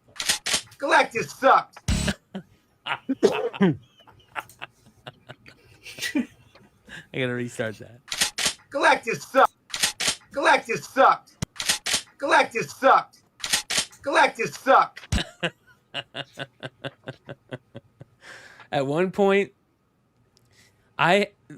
he'll blow his hair because he thinks it's in his face, and he'll blow it up, and it's so funny. He does it every once in a while, but Rob you're right, Nick. Rob is eternally and internally young, and he has been rocking that haircut his whole entire life. I love it. It's awesome, bro. If he didn't have it, how weird would he look? Dude, it's a great clips number 2, dude. It's like Kevin. It's like Kirk Cousins, dog. He goes with great clips. Kirk Cousins, he does. Dude, Rob is so badass, bro. He's funny. This is no joke. This is no shade on him at all. You guys know I'm a homer for Rob Liefeld. Dude, he needs a fucking reality show, bro. Yeah, he needs it. Is he mad because he didn't get Galactus? He didn't create Galactus. Is that what it is? Well, he could have done Galactus in Heroes. I think he did do. Well, Jim probably did Galactus in Heroes Reborn because Jim was doing Fantastic Four, right? But that was a big part of Heroes Reborn. So, but if there's something that Rob wanted and did not get, or the person's there, he's not gonna he's just gonna hold a grudge, and he's just gonna pound the shit out of him. Rob loves Rob. I love Rob, but Rob, dude. Dio, I'm tired about talking about you. You talk about me for about no, dude. Rob Liefeld is the Ricky Henderson of comics, dog. Yes, he is. 100%, bro. It's a great way to put it. Hey, I knew a guy who had a Dirty Flippers sign. He lived in Michigan too. Yeah, well, when you talk about yourself in third person, like Ricky Henderson, and Rob Liefeld or Ricky Henderson are kind of like the same careers, right? Because Ricky Henderson, he can have 2 careers and are both Hall of Famers. That's how badass Ricky Henderson. I mean, Rob Liefeld can really have 2 careers and still be. I saw a thing today where Ricky Henderson saw a guy in the stands that had a sign that said John 3:16, and he said, "I don't know why this guy's holding up the sign. Ricky is batting 340." That's awesome. Dude, the best Ricky Henderson story ever is when he got his first $1 million or his first big check, and he didn't cash it. They're like, Ricky, what was this? He framed the fucking thing. And he goes, they're like, we'll print you another one, dog. Just cash it. No wonder $1 million off of payroll. Dude, I watched it after David Wright got his number retired not that long ago. They were talking. There was a Mets podcast with a bunch of the guys in the Mets have worked a long time, and they were saying. Because that whole story about John Allrood when he played with the Mets, and he's like, man, I know a guy who looked just like you. He had a helmet on too. And the funny part was that never happened. A guy for the Mets completely made it up, but everyone's like, man, that sounds just like Ricky. And so everyone could believe that was true.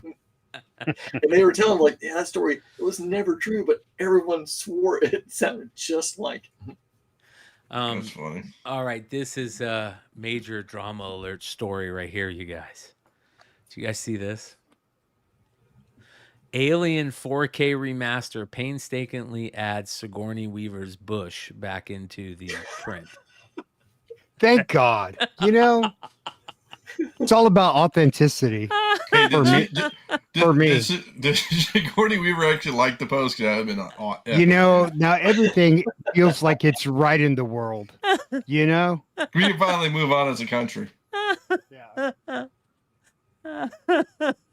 just reminds me of the original. Was it Revenge of the Nerds? We need hair pie. Hey, boss, I got it. Dude, I got it.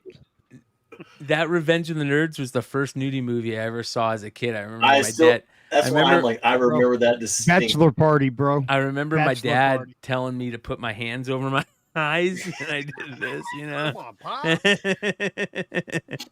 Just the best part when the guys start turning around and they start doing the laugh. You know, Ogre just died.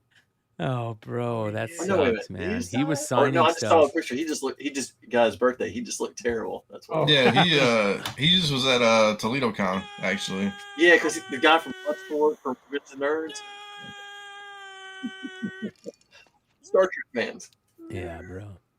So this is pretty interesting, man. This is listen, things I are hope that doesn't bring cyclical. it back. If you don't think things are cyclical, Oh. man, politics, you know, overall zeitgeist, spec, Push. it's all cyclical, and it just continues to do this. And in 5 years, when we're at 8K or 10K videos, they're going to take it back out. So go buy them now. You might be able to flip these for a decent amount of money, right? Ask this guy which side is he on. Yeah. I'll flip the shit out of it, dude. I don't give a shit. You don't see me. Well, here is where we're going, you guys, when it comes to content. You guys remember way back in the day when this whole AI stuff was going down, I'm like, you watch, they're going to start using AI for content. 2 fake people just made $7 million in one day. These AI avatars sold products to 13 million viewers without a single human being present on the stream. This isn't science fiction anymore.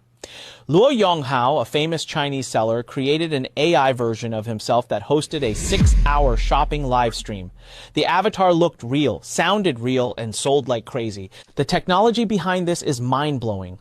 Baidu pre-generated 8,000 different gestures, so the avatar could move naturally. They also fed it 13,000 product descriptions for perfect sales accuracy. But here's what makes this terrifying. The AI avatars were taking live questions from viewers and responding in real time.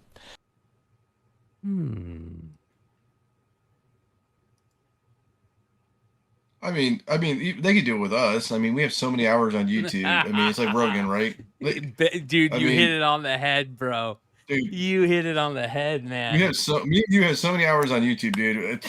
I can't believe. I mean, if we were more famous, dude, they could make a whole podcast. It's just me and you just talking stupid Dino, stuff. I went back, bro. So shout out to Jesse Criscione. He told me, he goes, you need to go back and look at how many episodes and how many shows you have been a part of for content. So I went back and just did a quick look, you know, like all the flip side, all of this, all of that. Yeah. Dude, I got to be close to 2,000. You got to be close to it too. Like, it's crazy, bro. I mean, they did with Rogan. Remember, Rogan had an interview with Steve Jobs. I mean, it's just at some point, like, the amount of hours you just talk about it. I mean, I guess the only way to do it is not to be on a computer or do any kind of hosting or live streaming. But anyways, it's just like you just put so many hours in and so many reps on something. It's just gonna happen. I mean, maybe that's what we put in our wills, Brian. It's like when we finally leave this earth, we just have AI generation of ourselves, and then our shows can continue forever. $7.6 million in a day, you guys. Look at Eggplant Comics. Can you highlight that? That's a hell of a whatnot sell. Yeah. Can you start doing the AI for the books that you own? Like, even though you don't have maybe. them? I mean, they're coming. Don't worry. I mean, no. I mean, you could theoretically, if you fed it like Key Collector or CLZ or something like that, I'm sure you could. You know what I'm saying? I mean, You made a lot. Hey, Action Comics #1, 9.2, 400,000 sold. We're gonna get Dino his own I got the Tupac payment. hologram, you guys. Yeah, shout out to dude, Darren. I would want my own Tupac hologram. That'd be sick, dude. Oh my gosh, bro! Awesome. All right, and then finally, the Eggplant Comics ones, the Dennis AI just yells and calls everyone sport. I would. Or what about? Hey, don't forget. Like, I think. What was it, Brian? When you guys were playing this the other day, who do I have to blow to get something done around here? Tech guy over here, the feed's dropping out. I finally said, who the fuck do I gotta blow to get a tech guy over here? And they just looked at me. They all heard me say fuck, but they didn't say. New York, that's classic. It kills me, man. It kills me. All right. In our final drama alert segment of the night, Bryce Harper bat knob inside a Topps car has a rest in peace Harambe in it. Are you kidding me? Look at this dude. Box number 4. Box. It looks like Carl Schwarber. 1 of 1, Bryce Harper. What? I'm surprised it just now got pulled. I know. The product's been out for almost like what, a year? Hey man, that's Joe's team. Why does he have a rest in peace Harambe on his bat knob? Hey, you're trying to get over it, man. Okay. How old is that bat knob? I don't know. Does that not look like Carl Schwarber? Seriously? Like Carl Schwarber looks like a fucking orangutan. He's a gorilla for sure. He is a baboon if you've ever That being Guarantee said, that's ladies probably and a butt gentlemen. plugger for him or something. I got one more thing before we end it. I did get my refund from Macroverse. Let's talk about that. I'll be right back. Fill in. Tell everybody. Okay. Start telling the story. I'll be right back. Okay, so whenever Bryan had what's his name, Eben on what was it, the industry show on Tuesday? Yeah, Tuesday. Yeah. So like they had their interview and everything, and then after thinking about it for a while, and then like kind of seeing the books through Emmett, the fluorescent books, the fluorescence. Yeah, which obviously the Photoshop job they did for the advertisements and stuff like that, it looked really good. So it was like kind of like, oh, if it's gonna look like this, then yeah, I do want that. And then when they, when you look at them now, it's kind of like, is there a difference? Like I can't tell. Like where it's like, oh, I have to use a black light to make it look like that. Then it's like kind of like, yeah, I'm done. So it's like kind of like, and then when they got to the point where they said like, oh, you can email and get a refund, I was like, awesome. So thank you, Joe, for that. You're welcome. And then I was like half thinking about it. I was like, well, do I really want to? I've waited this long for it. Do I hold out for it, or do I just go ahead and request a refund? I was like, well, they opened that window of opportunity to get a refund. I might as well take it because like $500 to buy something good. Yeah, I mean, because those even the annuals that they gave out to everyone, like those aren't moving. Like there's been a handful on eBay or whatever, and even the most popular books that everyone wants, the ones that they sold at San Diego or gave away at San Diego, they're still sitting on eBay. Someone has like the Chamber of Chills 19, or is it the Punch? I don't know. It's one of the two. And then they have it for like $45. The funny part is they exposed the QR code on the back too. Aaron, goddamn! I told you that in confidence. I'm trying to move the fucker. Okay, I'm trying to put the QR code on it so I can move. QR code is like for a digital comic. So someone. I think Dino's the one that had the QR code for San Diego, and that's why he ordered all the tops like Marvel Mints. And you were at San Diego and didn't hang out with us. What's up, dude? Oh, hey, I'm big time now. No, oh, you're big time now, and like you're busy with all those like editor meetings. Yeah, man. Hey, listen. All those closed door meetings that. Yeah, I went to the Diamond Summit. I was like, "What's going on, guys?" And it was in the back parking lot, and I was like, "What's going on?" I thought it was a bigger thing than it was. Bro, yeah. Oh, so you were in the Diamond warehouse? Yeah. You guys remember this? Is that Harris? Catwoman and Vampirella? Yeah, Jim Ballant, bro. Yeah, bro. That's a tough book. Tough book. Dude, I just went through a bunch of old Witchblade and like Tomb Raider shit back in the day. So they said they were going to give you back your money on an email. Did you contact them through their email or through Kickstarter? I might have missed that. So it was so I got the money back by his instructions on the podcast, to email Kickstarter at macroverse.com. It's on like some of their several postings too. So those are the ones you share with Leg, right? So someone I shared with Leg in the chat, and so and then I took screenshots of what they wrote back and all that stuff. So I mentioned that I watched it on the podcast, which I did, and I saw Eben say that blah blah blah, and then I mentioned that in the email, and then instantly I got an email back saying like we have refunded your pledge, da da da da da. And so expected, back in what 3 to 5 business days or something like that, which is pretty standard for anything. Wow. So that's interesting. I got to be honest. I got a lot of responses to that show, and that was one of the main things that was like, it'll be interesting to see if they honor that, that whole thing about refunding people that aren't happy.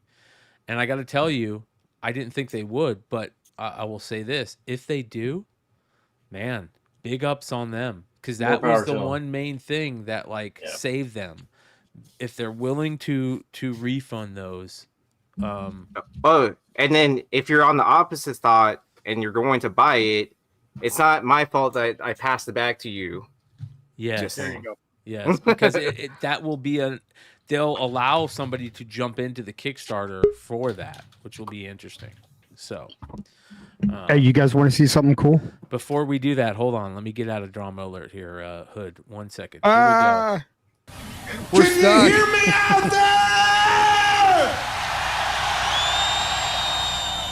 Hey, man, don't be squirting water at me. I'm gonna fuck your girlfriend, pal.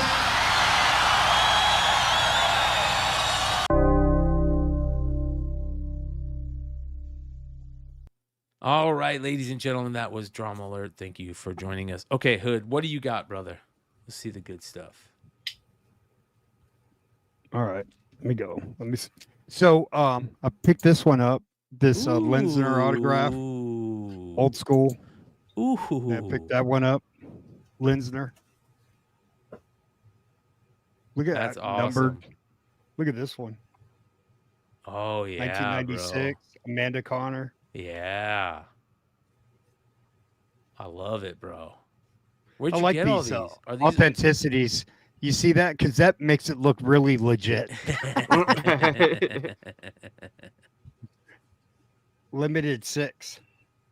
Wow, bro, these are great. Are these going to be part of your sale? Yeah. So it's gonna be Vampirilla, Transformers, and Lenzner. Oh, that's awesome, bro. What sale are you doing? Are you doing a whatnot sale? What? Yeah.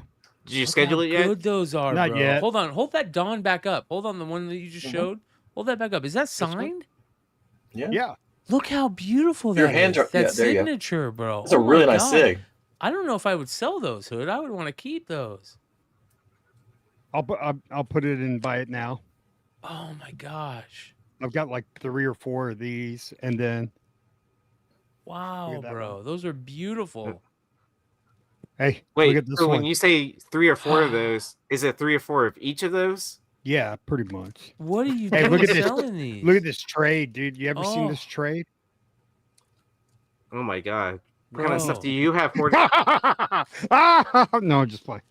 Wow, Man, every dude. time I come to Corpus Christi, you just need me to invite me over to your house to let me look through your collection. That's awesome, dude. And then hold on. Of course, the Vampirilla stuff that's trade Oh, here. yeah. Oh yeah. And then I got a bunch of autographed Vampirilla stuff. Let me Hold see. I want to see the Vampirilla stuff. on. Okay. So like that. She's fucking ugly. Hold on. Let me see. Some of these cool ass ash cans, dude. Yeah.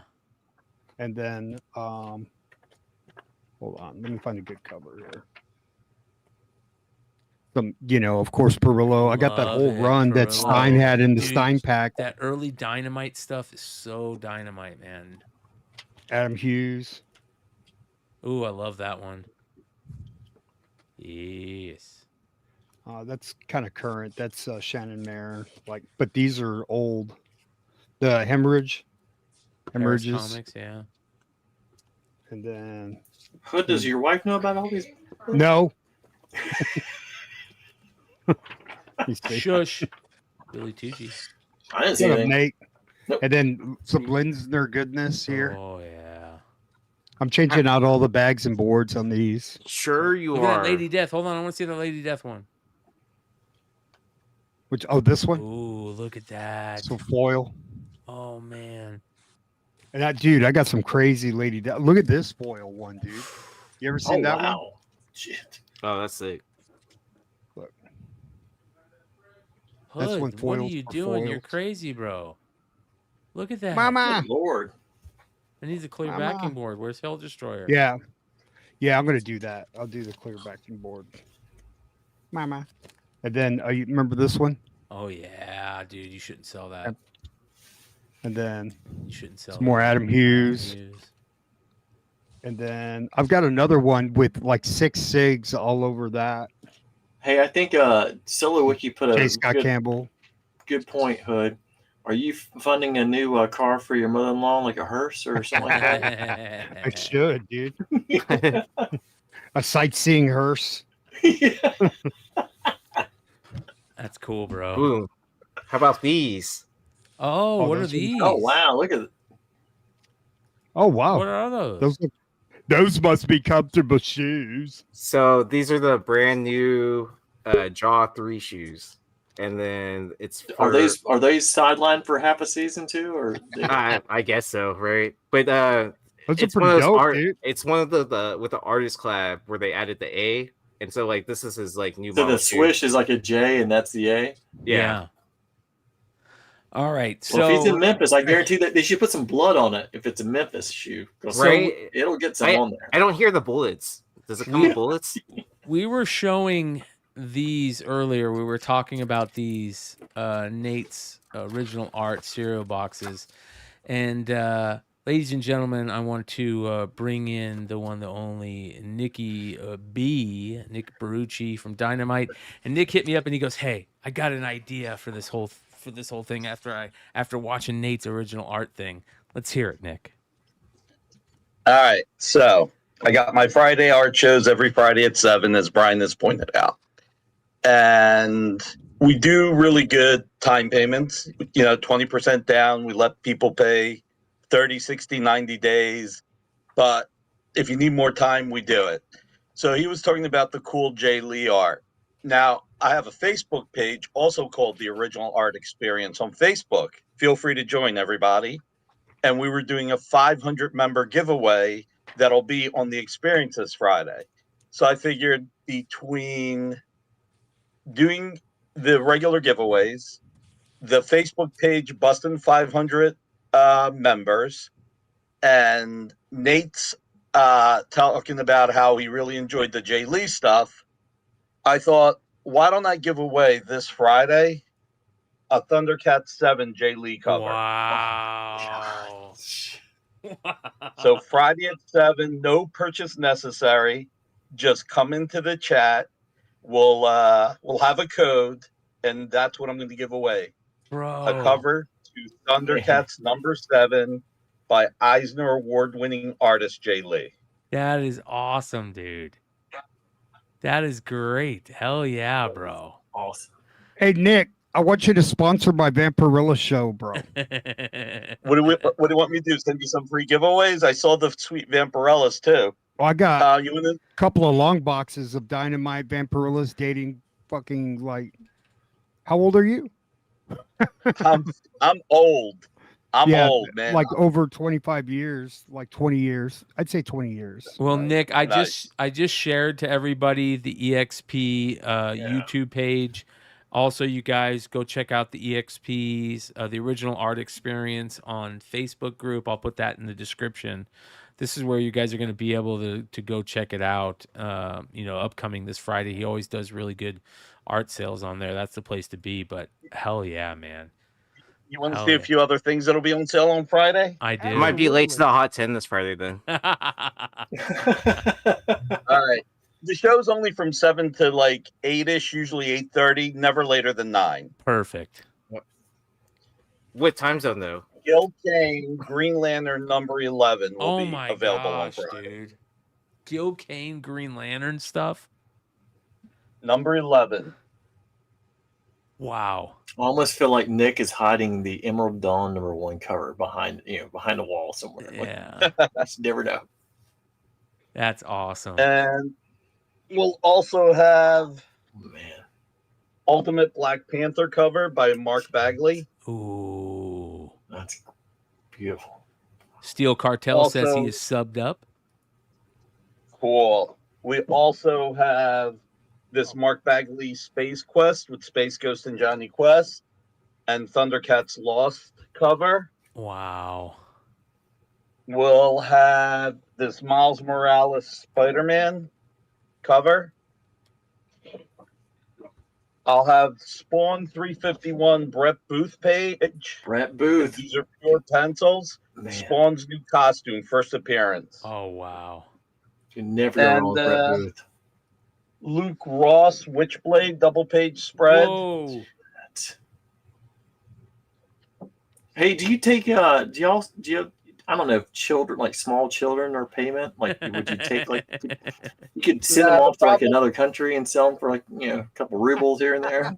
The problem is I'm too immature, so any child will be older than me. Look Check at out that. this. Oh my god. That is insane. Brett Booth from Coffin Comics. Oh, beautiful. God, he's so good. Check out this Brett Booth Bloodshot cover. Wow. And I'm going to blockbuster this cover. I'm going to put it up only for $1,000. Wow. There we go, guys. wow. That's what I'm talking about. Nick, can I ask you a random question? Like, because I love Brett Booth. You don't have any of the old Stormwatch stuff he did back in the original run, do you? No, I got the earliest that I got is his FF when he was doing the Heroes Reborn FF. That I got some of that. I didn't get any of that. The other thing that we'll have on Friday is I always try and bring pages in at $100 or less so that we can get new collectors into the hobby. So we'll have at least 5 pages that'll be $100 or less. That's what I'm talking about. That was such a big point of, I think, getting people into, and I call original art collecting in the comics world like the tip of the spear when it comes to collecting. And it's not expensive, you guys. You can get into it for relatively cheap. You can have a lot of fun, and you're getting one of one original art pieces. That's a big deal. So don't tell everyone the secrets. Are you going to have any Mannix? Do you have any Mannix original art? I do have Mannix, but by coincidence, we have Thundercats and Silverhawks covers by Mannix. Imagine that. Look at this one right here. That was recently on, I believe, out this week. Thundercats number 17. And then look at this. Here we go. Silverhawks. Monstar. Yep. Yeah. Yeah, that one sold. That one sold. Oh, that's awesome, dude. Yeah. Yeah. Super cool. Nick, do you still have the Jay Lee Thundercats one? No, man, the day I put it up, this guy Alberto snapped it up. Yeah. He was like, it was beautiful. He bought number 1 and number 2. He was just like, I'm grabbing both. When I saw that, I was like, man, that would be perfect behind the cat's lair. Alberto is in the chat right now, Nikki. Oh, is he? Oh, yeah, he is. Art, the art to those too. Yeah. Look, good for you. Oh, good for just you. Real quick. See, man. Here's a Tom Rainey Quantum Woody cover. Oh, that's beautiful. I'll probably blockbuster this one at $1,200. And again, I've had people buy $100 pages of art where they put $20 down and they needed 30 or 60 days to pay. Yep. I don't care. The only thing I ever ask is if you take 60 days, maybe 20% down, then another 10 or 20% in 60 days. If you need 90 days, then another, just keep it coming. Look, I had one guy, and it's not even I have, and he's a good guy. He ended up buying 4 covers in a 1-month period, and he was supposed to take 90 days each time, and it's a year and a half later, he's still paying. But he's paying. But he's paying, he kicks me like $300 a month. And, hopefully for Christmas for himself, he'll have it by the end of the year. And it's I should. It'd be cool. I'll bring this John Romita Jr. cover too. Oh my gosh, look at that. Beautiful. That is gorgeous. There's nothing better than that moment where you're like, you collect certain characters or certain artists, and you just happen to be watching EXP, and Nick throws up a piece of art or a cover. That is truly amazing, and Nick's the type of guy that could have any of that stuff. Any Jim Aparo covers? I do have some Jim Aparo covers. Those are hard for me to sell. I don't. Those are hard for me to sell. I don't blame you one bit, man. I I bought most of them directly from Aparo, and I have sold two. But I'll tell you what, I had a 37-year Jim Aparo story. If you guys want to hear it, we do. And Yes, I'm not kidding when I say 37 years. Let's hear it. All right, so back in the day, what Jim used to do, and Frank Cho does the same thing today. Frank Cho only likes to sell his covers and sometimes splash pages because they take the least amount of time and they bring in the most amount of money. Frank has mostly complete books of all of his work. Wow. And that's the way Jim was. So he would sell the covers and he would sell like a splash page or something here and there. So what happened was that I bought the bulk of Brave and the Bold 121, the bulk of Brave and the Bold 122, the bulk of Brave and the Bold 123. And I was missing like 10 pages between the three books. And the covers were gone. They were shot to the wind. And, oh, by the way, everybody should go to Comic Art Fans as well, the website. Yes. That's like where you can see over 1 million pieces of art for free. Yes. So comicartfans.com, best place for original art. Agreed. So I spent years trying to put these books together, and I was down to one page being missing from 121. It was a Plastic Man Metamorpho page. I think that's what it was. Either 121 or 123. It was probably 123. And this guy on Comic Art Fans, really nice guy, had it, and he didn't want to sell it. And I just said, listen, the day you're ready to sell it, do me a favor, let me know. And he forgot. And Comic Art Live does a sale thing twice a year where all the fans can sell their art. It's a weekend online convention, and he put it up for sale. I'm like, oh man, I can't believe he forgot. I'm like, what the hell do you care? Just buy it. So I didn't even make an offer. I just said, I'll take it. Then I had an Adventure Comics. I think it's 465. And maybe you guys know this, maybe not. I'm an old guy. I know this shit. Showcase Comics ended with 102, right? But they had 103, 104, and 105 that never saw print. So DC moved a few of the books into other books. So I had the unpublished cover to Showcase 105, which was a Dead Man story.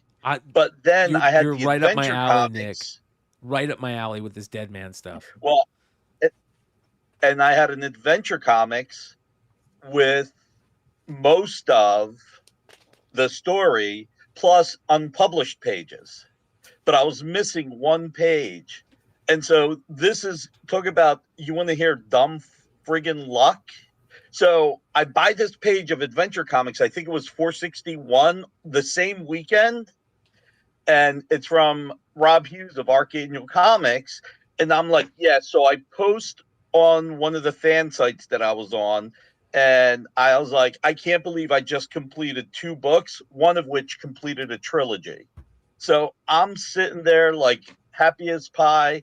I posted the right issue that I got, but I showed the page that I bought, which was not the right issue.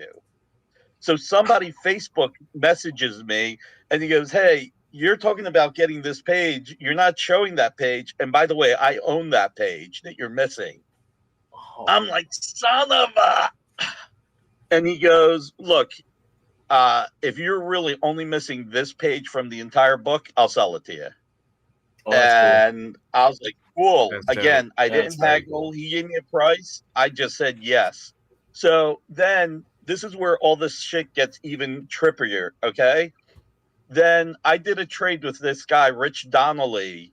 I gave him a Batman family cover and some cash, and I got the cover to Brave and the Bold 122. Now, understand, I've been trying to put these books together for 37 years, and I threw in the towel when it came into the covers. So Bill was like impressed that I put 2 books together from Comic Art Live. So I went on Bill Cox's show on a Thursday night, and we're talking about it. And I'm telling and then I explained how I screwed up on the Rob Hughes piece, but then I ended up getting the page I was missing anyway. So, every once in a while the sun shines on the dog's butt, right? Yes. Every once in a while. Yes, though that's what I'm talking about. It's all about the hunt for this stuff. Yeah. So Marcus, who was in the chat earlier, and he might still be here, he starts teasing me. He's Brian, do me a favor while we're talking. Brave and the Bold 121 is Metal Men, right? Just double check that for me. Yep. So Marcus is like teasing me. He's like, yeah, too bad you don't know who has the cover to 121 or 123. And like this goes on for, I want to say, a couple of months. And finally he tells me, okay. So now go to 123. 123, okay. Yeah. I love these. I'll go to 122 first, and 123. Yeah, 122 is the one that I did the trade on. Okay, so Marcus had the 123, and Marcus is a real gentleman. He's a ball buster, but he's a real gentleman. He's a really nice guy. He's in the chat. I love that. Yeah. He's one of the giving you nicest guys. He's in the busting hobby. your balls right now. Oh, is he? I can't see. He's in chat. Yeah. So Marcus wanted. There's 6 Aparo covers. Yeah, I put 4 fingers up. There's 6 Aparo covers that are some of the most desirable Aparo covers. It's Detective 440 to 445. And they were the 100 pagers, and they are, to a lot of collectors, the 6 most desirable Jim Aparo covers of all time. Wow. And, I'm usually a decisive person, but Marcus dealt, and when you guys hear the whole story, you'll see that it's unbelievable. None of this should have happened. So Marcus makes me an offer in like February. So the Comic Art Live was November. I think it was February, something like that, maybe January. I don't remember. And Marcus is like, okay, I've got one of the covers you need, but I want that Detective 440 cover. I think it's the 440 that he wanted. And it's just put up the covers to Detective 440 and 442. So, I'm trying to make a trade with Marcus, and I'm like, because I had sold right? I mean, look at that. That is stunning. And it's so I'm like, there's only 6 of these, but Marcus, like sweetheart of a guy from like whatever it was. And that's the one I sold to this guy, Jordan, because he wanted, this was a grail for him. And look at that. Doesn't that look like Aparo mixed with a little bit of Kaluta and a little bit of Neil Adams? It's beautiful. I mean, the face of the girl is totally Aparo. Yeah. I mean, her face is 100% Aparo, but look at that. I mean, beautiful. It's just out of this world. So I sold that to Jordan. I actually gave him a year to pay for it because he needed a year to pay for it. So I'm like sitting there, and Marcus threw out, and he was really generous, really generous. So obviously that cover was not it. The 123. He had the 123. So in San Diego, we're out there, we're talking, and finally I'm like, okay, we'll do the deal. And Marcus not only gave me the trade was my Detective 440 cover for that Brave and the Bold cover, plus the cover to Brave and the Bold, I think 189, maybe. It's got the Riddler and chess pieces, and the cover to Batman 326, and the cover to Brave and the Bold 151, plus a Tomb Raider cover by Jay Lee and the DC Challenge #1 cover. And then as a gift, as a sweetener, he said, I got 2 JLA Avengers pages. You can have 1 for free. Wow. So now this is San Diego. Now, I wasn't planning on bringing any art. I didn't bring any art. I wasn't planning on bringing any art back. So this is, again, where it starts to get 16 degrees of separation. Yeah. So I asked Albert Moy if he would bring I don't like to check bags if I can help it. I do a carry-on in my backpack because I just don't feel like waiting for the bag and all the other crap that comes with it. So I had my bag and I had my backpack. And I asked Albert, I was like, Albert, can you bring all this for me? And he's like, yeah, sure. Then Joe, one of my guys, was on my flight and he never carries anything on a flight. So I was like, Joe, would you carry this? It was one of those art bags, right? I was like, just bring it on the plane and give it to me when we're both on the plane. Yeah. So, and I wasn't doing my show the next Friday because I knew I'd be burned out from San Diego. So Spencer Beck did my show.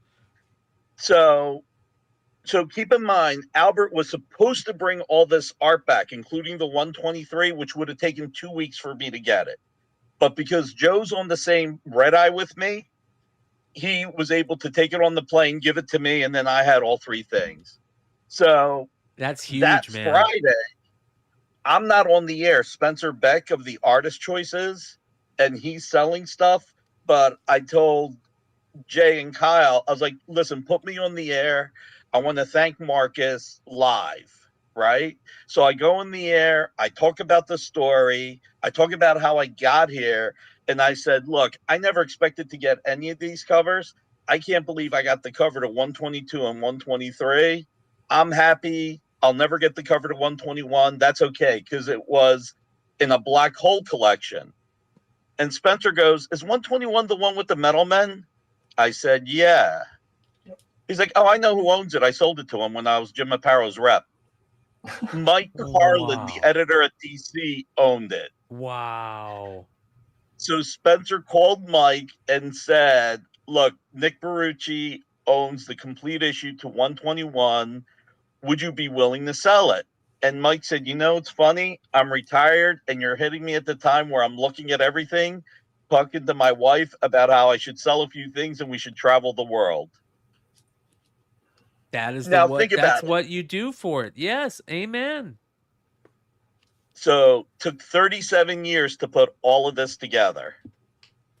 Listen, one of the things at this year San Diego at the OA panel that they did, that's one of the things that they talked about is how, you know, it's not just about like the hunt for this stuff is fun and in searching the stuff, but you create these, you know, friendships with these collectors and different people in the world of comic book original art. And, you know, that's important. You create these bonds with these guys and, you know, you're all collecting original art. You're doing things like you said, you're trying to fulfill, you know, books that you're trying to put together, complete books. Like that's like the rainbow of the 101 card collectors, right? That's a big deal, man. That's super cool. Very cool, dude. It's funny. Now I did look at the chat real quick. I snuck away. Did you see what Marcus wrote? What did he write? Let's see here. Which one? Nick likes to tell the story in case somebody else has the cover that he wants. Yes. Dude, but that is, I mean, listen, and like I said, I drug it out with Marcus and he was still kind and still did the deal. I mean, I never should have taken that long to do it, but man, talk about lucky. All these things that came together, it was just nuts. Yeah, that's what it's about, man. That's what it's about. That collecting community, that collecting bug, all that stuff. This is the type of stuff you can get on Friday nights, you guys, over on the EXP. Look at that. Amazing. And this is going to be a free giveaway. This will be the giveaway on Friday. Don't miss it, you guys. The link is in the chat right now. I will put the link in the description for everybody that's catching this on the replay. Nick, I do want to say a big shout out to you. Big, you know, couple weeks for you. Dynamite back on store shelves, which is a big deal. You had the Humble Bundle that I believe ended recently, or is it just ended, I think? Or is it ending soon? No, it did end. We've got a Red Sonja one that launches in around the 13th or 14th with the movie.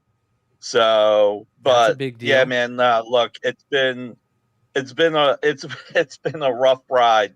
Like, look, I mean, basically right now we're fighting to get our inventory back from the banks and the new diamond. Yes. They don't want to give the publishers their inventory back. They want to liquidate it to get so that they can give the money to the banks, which is ridiculous. Yep. But I pulled together like 30 other vendors and we're all fighting it together.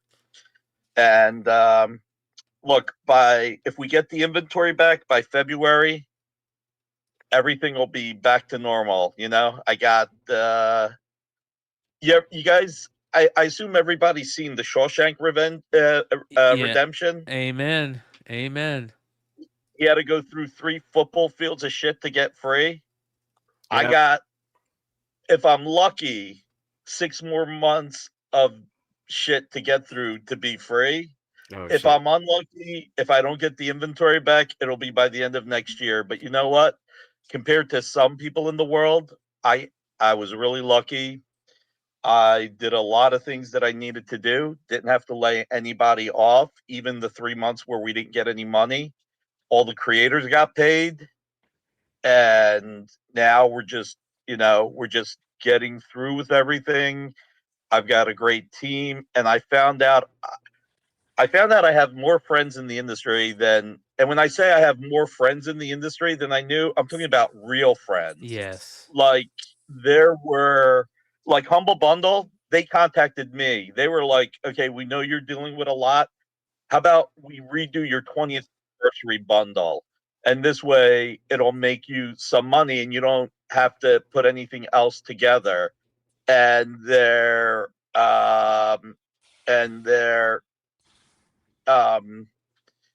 that's amazing, dude. It is. I mean, like when the stuff went down with where we might not have made payroll, a lot of creators jumped online and asked people to go to our website to buy stuff or to go to the Humble Bundle to support us. And, and we were able to maneuver, and I made sure everybody got paid, which was the most important thing. And I found out, like I said, I have more. There's the old saying in the Hollywood: is it the man or the chair?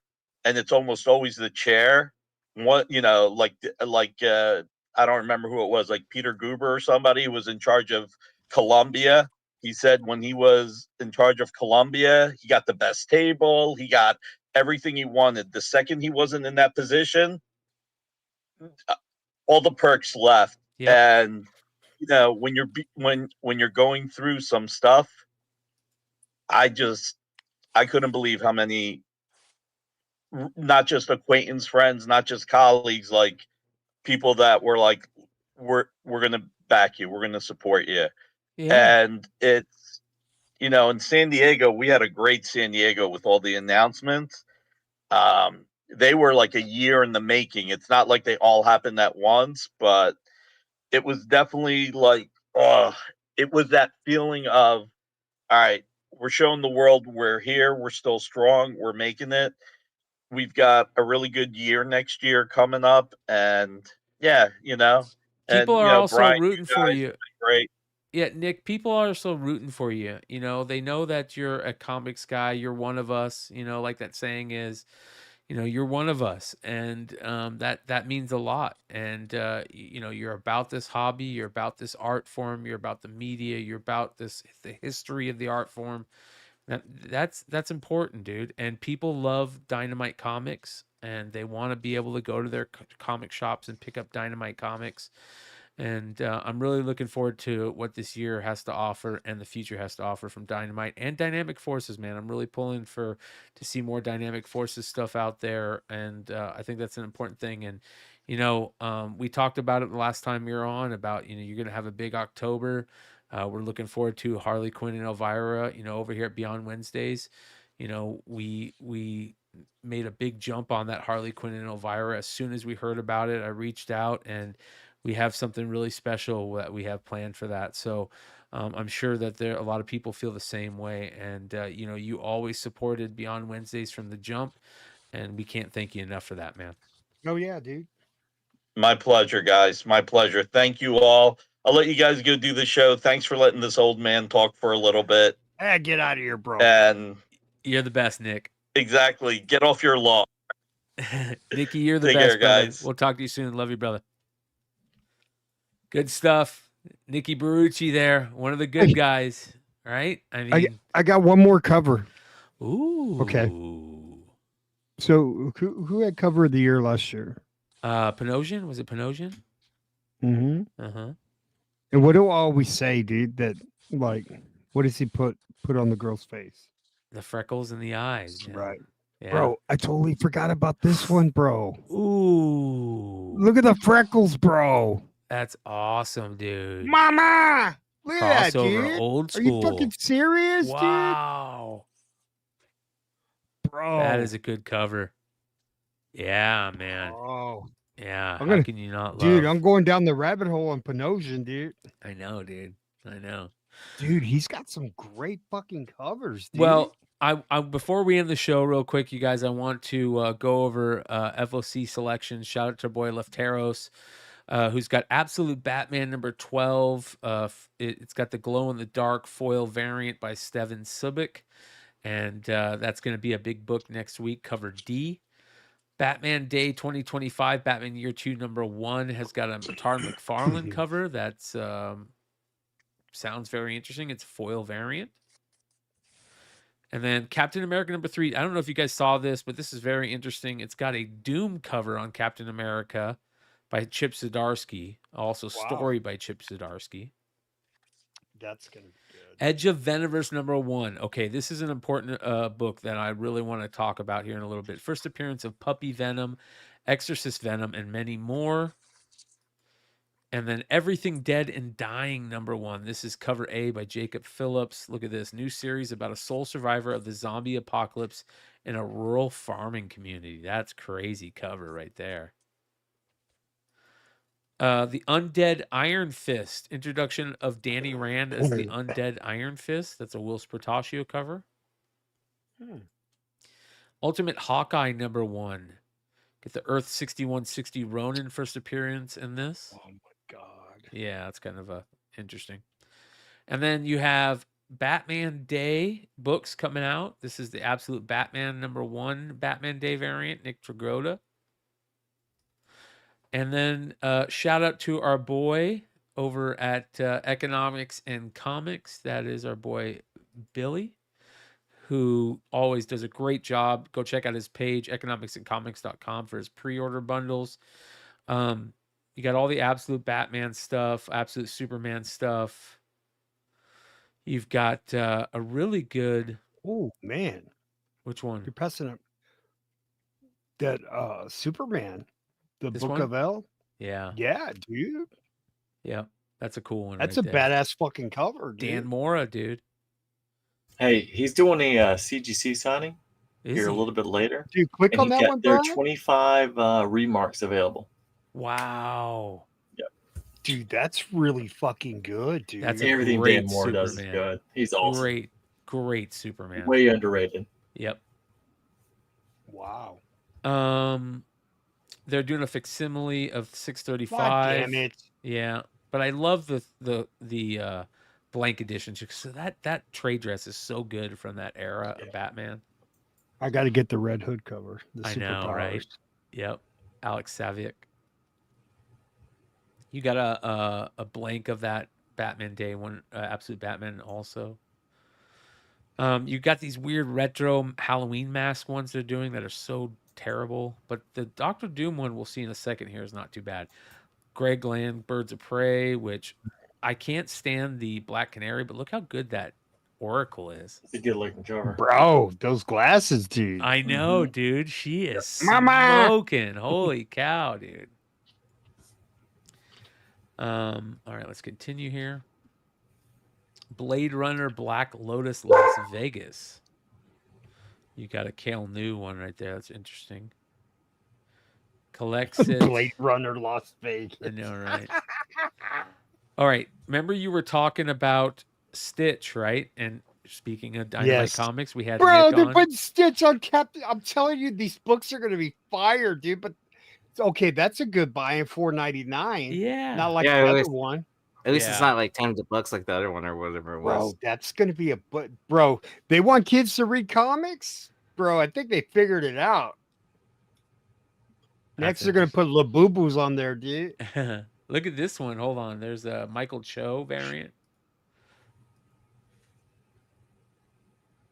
I kind of like That's that good. one. That's I like really fucking the good. Doom in the background. Yeah.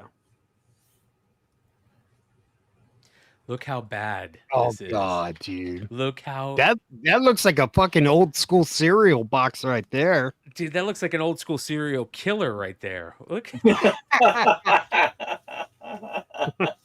Hey, little kid. You want Hey, some candy? that's the perfect Halloween costume then, right? Yeah, I want to. You have to cut it out yourself. Just like, This is gonna be Uh, my Halloween costume this year. If I have to do one for work, I'm just gonna put a comic book to my face. If you put a Chester Molester stash on that, bro, that's totally a serial killer, Captain America. Captain Planet, shout out to Dynamite Comics. You got the Cheetah and Cheshire. I can see someone cutting out that Captain America and putting the mask on. I've already thought about it. I'm gonna This kill thing those. on the I'm gonna side, the kill those little rubber guys from band. Beyond Wednesdays. Tony Dude, I hope someone Fleece. shows up with a Charlie Chaplin mustache on the Captain America book.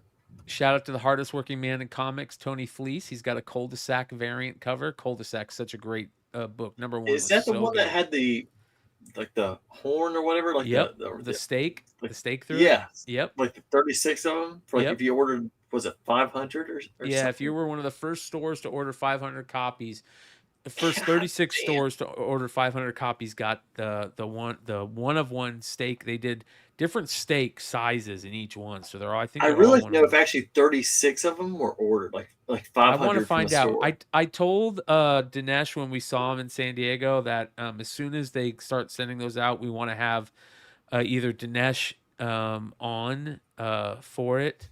Or somebody, or the guy who created, who I met, and shout out to Sienna, who's amazing over at Bad Idea. That's a good idea. She is absolutely amazing, and I would love to have her on too to talk about it. She's such a cool person. She's just great. Okay, this Edge of Venomverse stuff. Have you guys?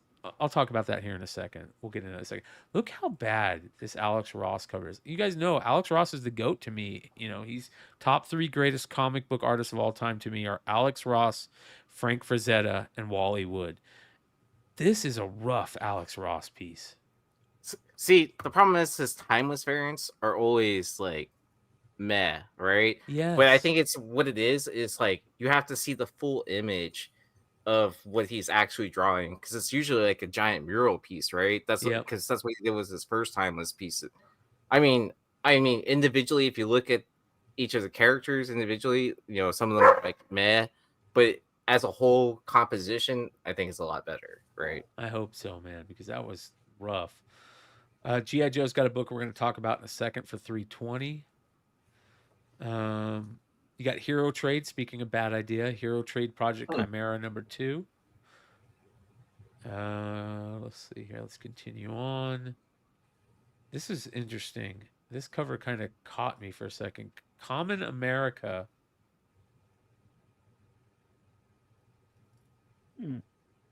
From Antarctic Press. That's an interesting cover artist. Who did this? Zaps. Timothy Lim. Cover artist Timothy Lynn, yeah. No, wait. Art No, of Art Night. of Night. Art of Night did the art. I would like to look more into that artist, because either that artist is really good or Art of Night. Art of Night. I wonder if you can find him on Fiverr. Neight. Come on. So. Oh, he has an Instagram.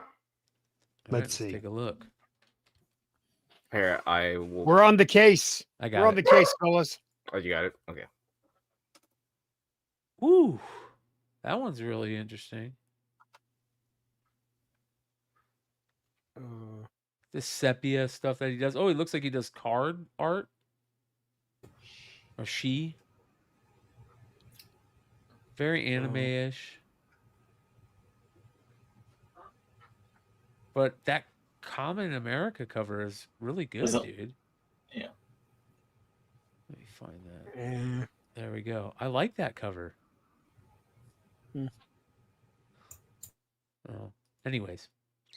What's that? We'll Hey. get to that in a second. We're gonna end the show. Damn it!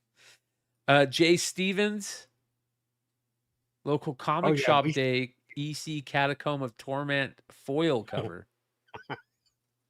Love it. Funny, dude. We're gonna have to find out what's going on with Figgy furthermore, though. I've heard that they're pretty late on that. Okay, Marvel Zombies is coming back, you guys. Marvel Zombies Red Band is coming back. I don't know what to think about this. We'll see. But they have a couple interesting cover. This is the polybagged version right here. Whoa. It's not all homage covers? No, it's not Marvel's. But it's not Marvel is, Zombies. Yeah, there is this Scott Koblish retro variant. I do like that. I do it's too. cool. Yeah. I like that. Yeah. I will say though, for the extra $1, for the red band, I never really felt like I got. Yeah. It wasn't worth the gore. No. Here's the animated cover because they're coming out with the new animation. I like that. Yeah. Mm-hmm. There's a variant though we're going to talk about here in a second for that.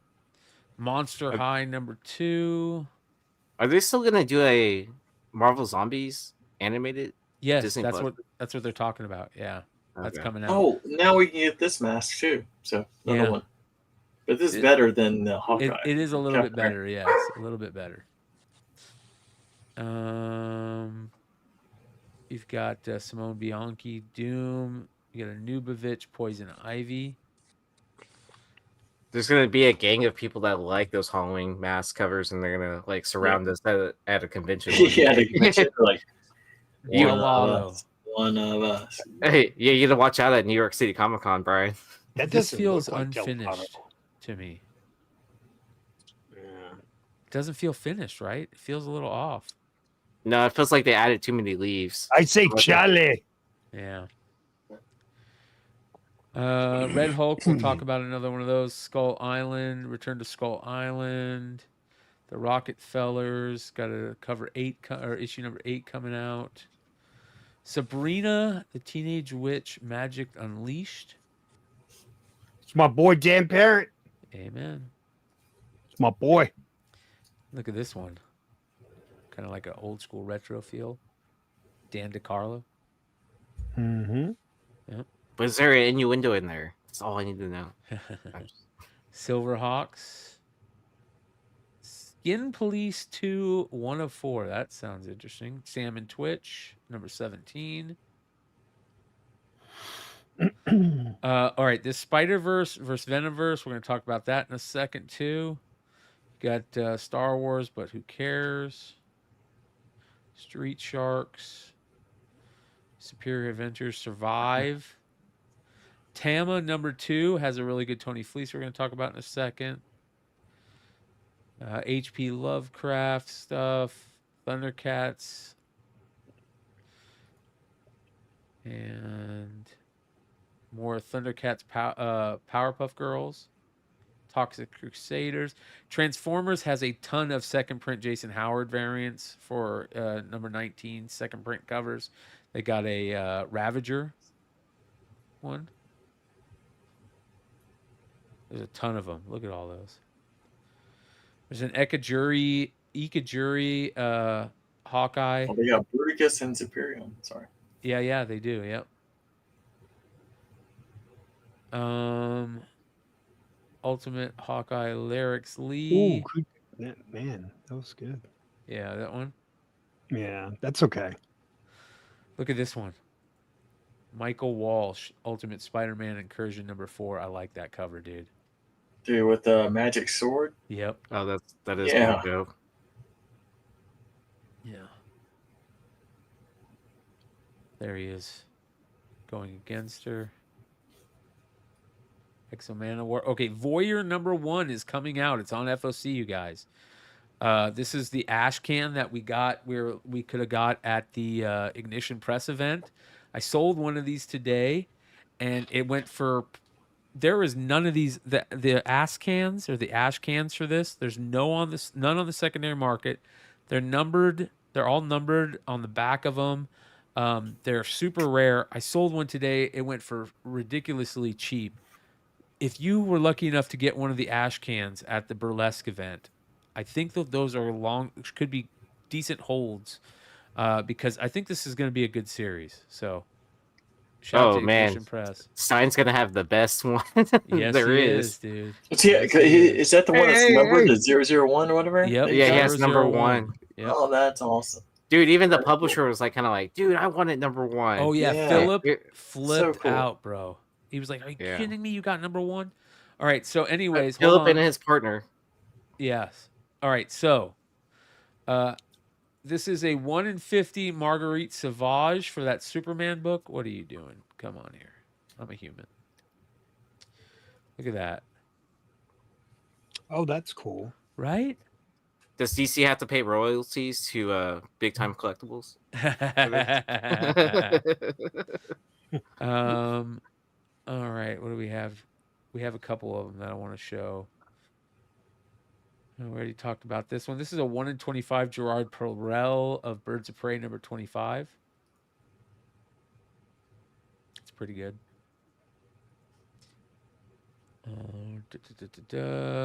Captain America 1 in 50 Hidden Gem, which is not that good. Look at that. Jesus. Who's picking their ratios? It's terrible. Okay.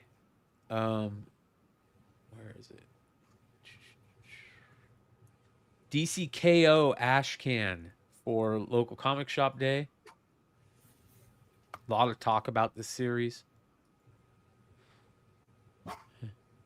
And okay, here, check this out. Did you see this, Nate?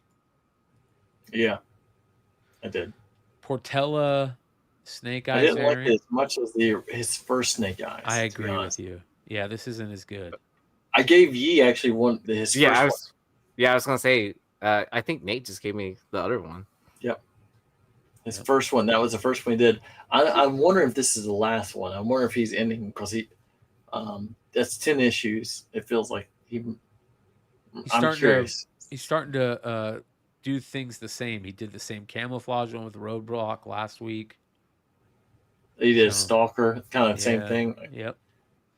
I'm still very happy with the Scarlet. I still think the Scarlet is the best one. Look at this. This is from Antarctic Press also.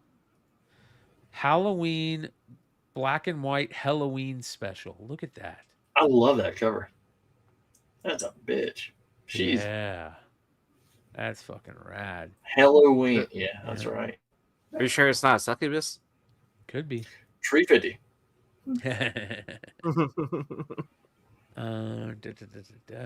Okay, look at this variant. This is a 1 in 25 from Ryan Brown for Marvel Zombies. Oh, that's actually dope. I love his long fingers too. Look at his like eyes. all around Spider-Man's hand. Look how long his fingers are. Like just. Oh God, that looks so creepy. Yeah, it's awesome.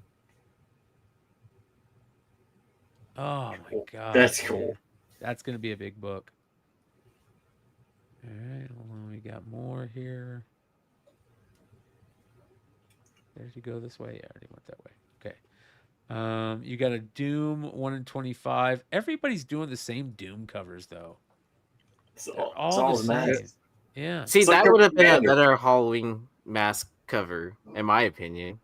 Like, even if it was that size too, like on the cover, that would have been cool. I can't even tell what I'm looking at in the reflection. I don't know, man. I can't either. Yeah. I think it's like a Pokemon character. You got the Doomasaur hood. Here you go. Look how cool that looks, dude. Yeah. Yep. Poison Ivy. Oh, Puppeteer Lee is doing stuff for Marvel now. I love Puppeteer Lee, but this is lacking for a Puppeteer Lee cover. I don't know who that is, to be honest, but I like the cover.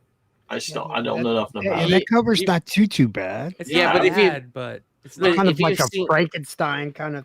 If you've Yeah, seen but his have you Lady seen Death other or Puppeteer Spawn, League See, that's the thing covers? is, I'm not Like, familiar with the other ones, but to me, yeah. so that's why this is pretty Yeah, good. pull up something else from Puppeteer League just so Yo. Nate has a reference. Like, yeah, it's like two different ballparks. Not even the same sport, to be honest. WNBA, Camden Yards. Yes. let me see. Let me Dildos, go maybe to those. his IG.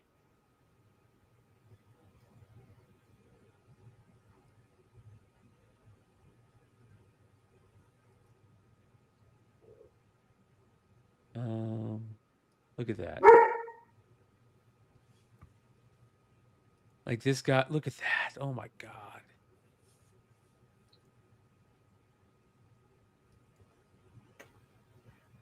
That's the one. And the long sword. Yeah, that's good. I still like the Hulk. I think it's okay. I honestly, the one reason about the Hulk, I think, is about the guy with the hat in front of him. I think it makes the whole thing. That's awesome, though. I'm thinking, you know, I always see like the Spawn covers and things That's like a that. great one right there. That Vampirella was the best one I've seen. I mean, this guy is next level. He's Look at this talented. Lady Death, bro. That's awesome. Yeah, he's talented. Right. So like when you see something like you're used to seeing that kind of imagery, and then you see the Hulk, it's like kind of like different ballparks, right? Wow, look at that. Yeah, it doesn't You know, look. I mean, it's just a little bit. It's good, but it's not like what I'm used to. Yeah. I mean, it's just not as epic as you would expect, especially with Yes. like something like the Hulk and stuff like that. I feel like he could have, or they could have done something better. Yes, totally. Yes, yeah, a little bit more epic, right? Yeah. But I mean, I get it too. Like if they're doing a ton of work. There's one that I really want to show you guys here that I think is going to be very interesting. Ooh, they have images of the Something's Killing the Children Puppeteer League cover now. Where's that? Oh, I'm gonna look it up. Oh, okay. That would be. Okay, there is. Let's see if I can find it. Where is it? It is. Look at this. Spider-Verse vs. Venomverse number 5, 1 in 10 Luke Vecchio design That's variant. a Power Ranger, doesn't it? Isn't that crazy, bro? Am I wrong? That's a Power Ranger as Venom. I don't. That's exactly. As soon as I was like, wait a minute, that's a Power Ranger. How crazy is that? I believe they called the character Radiant Black. So he looks just spot on, right? So that could either be a big book for drama alert or for flipping. Who knows? Either way, yeah. So, ladies and gentlemen, that is F.O.C. for this week. There you go. And Hood leaves right before we get to talk about Danger Girl Kickstarter. There's a Danger Girl Kickstarter coming, an artist edition. Let's go ahead and watch it real quick.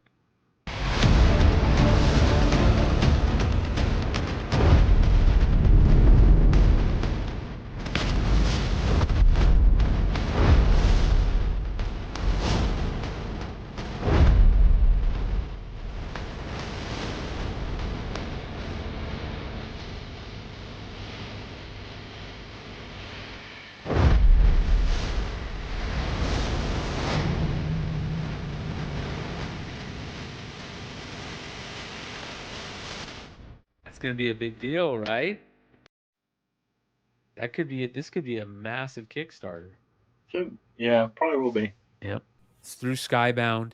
And then finally through Skybound, Nate, check this out. Have you seen this? Yeah.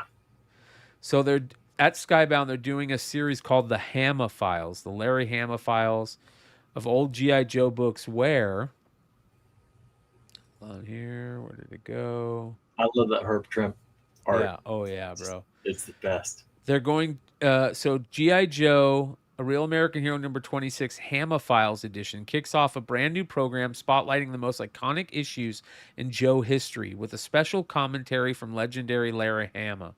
It all starts with the origin of Snake Eyes. Pre-order now at your local. They're going to do a B cover variant to this that they haven't announced yet. But this could be really freaking cool. Yeah. There's the Arashikage symbol. The picture of his sister. I mean, that's the Yep. thing that always gets me. Like, if you wanted to see what he looked like, that was his twin sister. Yep. All right. So shout out to Up the Down, DT. Or there you go, DT. He sent me the Puppeteer League cover. So I do know about this book. So this is the incentive for Something Is Killing the Children. A monster walks into the bar. Number 1. It's a 1 in 25. It's a nice cover. But here's the cool part about this one shot. So you know how there's been short stories in Hello Darkness for Something Is Killing the Children? Yeah. This combines the entire series together. Oh, that's cool. Yeah. There you go. So I mean, so it's all those issues, in Hello Darkness 1 through whatever. Specifically the Something That's Killing the Children story. Yeah. So if you, the backups, yeah. Yeah. So if you didn't get all those issues, you can just read it in here. I'll probably just buy one just so it's easier to read, to be completely honest. Yeah, why not? It's cool 1 in 25 variant for sure. So all right. Any of you guys got any pickups before we call it a night? Anything crazy? Interesting? I mean, I showed the shoes already, so okay. I gotten something from John today, but I'm not showing it until I actually I'm going to work it in some framing. Awesome. But I do have it did give me the Mark Spears band. Nice. And then I wish I'd say Yi was my luck again, opening Star Wars cards. Hit my second 1 of 1 with him. Wow, hold on, let me see that. You got to show. Oh that. yeah. It's a Andor 1 of 1. Ooh, sketch card. That's awesome, bro. I forgot Joe's gonna want that. Yep. So he was with me when I hit the Ahsoka 1 of 1 sketch card. Yep. That is cool. That's cool. I guess every time you open Star Wars cards, you just have to have me around or something. I do not argue anything but. I mean, because like it started with that You auto. pulled the one that was the it was who was the voice? It was Mad Miklas for Thrawn, and you pull. Oh yeah, that's right. You pulled the it was out of 25 or 50 auto. Yep. Yep. So yeah, every time he opens Star Wars around me, man, maybe you should have opened one of those master boxes then. Oh, I do have one other thing. A buddy of mine got this custom made for me and sent it to me. Oh, that is sick. Oh, that's Hold cool. on. So Brian, I don't know if you remember this, but I had gone. This was a long time ago. This was probably a year ago. Colonel Sanders was in Conroe, which is about 15 minutes north, and I got him to sign. I've got something over here. It's got the light speeds, and he signed all of them. And then I got him to sign a picture of Darth Helmet, and then Colonel Sanders. And the guy is an incredibly nice guy. He does not hear very well. And so his wife was having to tell him like everything he'd write. So you really give him, it's like $15-20, whatever it was to autograph something. But he would give you like any type of notation that you wanted. And so my buddy Jason and I grew up loving Spaceballs, and he was the one who got this done.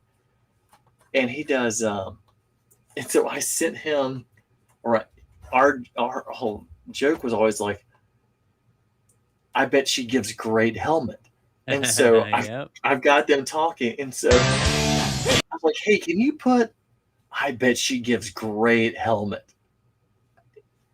And he's like, yeah, can you tell my wife? He's like, I'll put it. So I had to like, I'm sitting here like almost yelling at her, I bet she gives great helmet. And she's like, she's like yelling at him to write it down. I was like, oh, okay. So, and Anna is just sitting there like, oh my God. And I think Alex was probably 4 or 5 at the time. Like, actually, it was a few years ago, but it was awesome.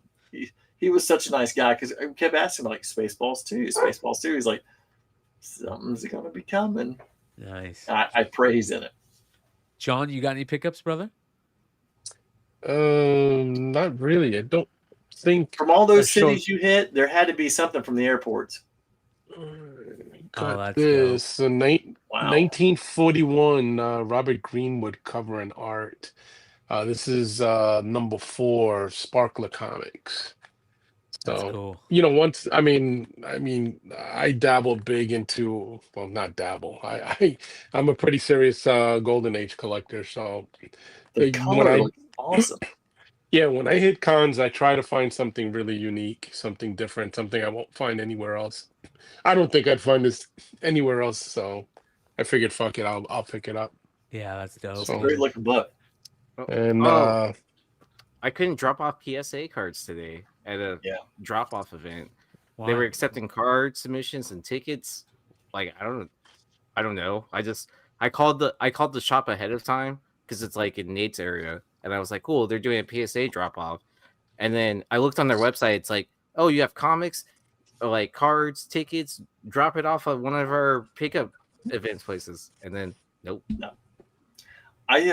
I'm actually hoping this time next week for pickups, I can actually have one Mets victory. It's been a while. Yeah. That'd be cool. Yeah, well, they lost again. So well, the funny part was like the shop was like, "Oh, you have comics? We can send those in for you." And I was like, "Well, I have a PSA account. Like, I can mail it myself." They're like, "Yeah, but you could send it through the store." I'm like, "Do you know how to ship comics?" Was going to be my next question. It almost feels like they get credit from PSA or some kind of like a rewards program from them because they have they have nothing to do with comics there. Right, like there's no sign of comic books in that store, so I don't assume they have Gemini's to mail it in, or I'm sure they have plenty of boxes that would fit in, but I don't trust them to send that. They're probably like, hey Ricky, go down the street to the liquor store, grab one of those boxes, and put those damn comics in there and ship it over to PSA. Here's that case you just opened? That'll hold these comic books. Like they don't get there all in one piece. Like. Don't worry about padding or anything. But make sure that Billy Ripken fuckface card gets there in tip top shape. Yeah. I think that was. I'm still surprised that they rolled up in paper and shipped. Yeah, I would assume that's what it would have been. I'll be curious to see how they do it going forward with that shop.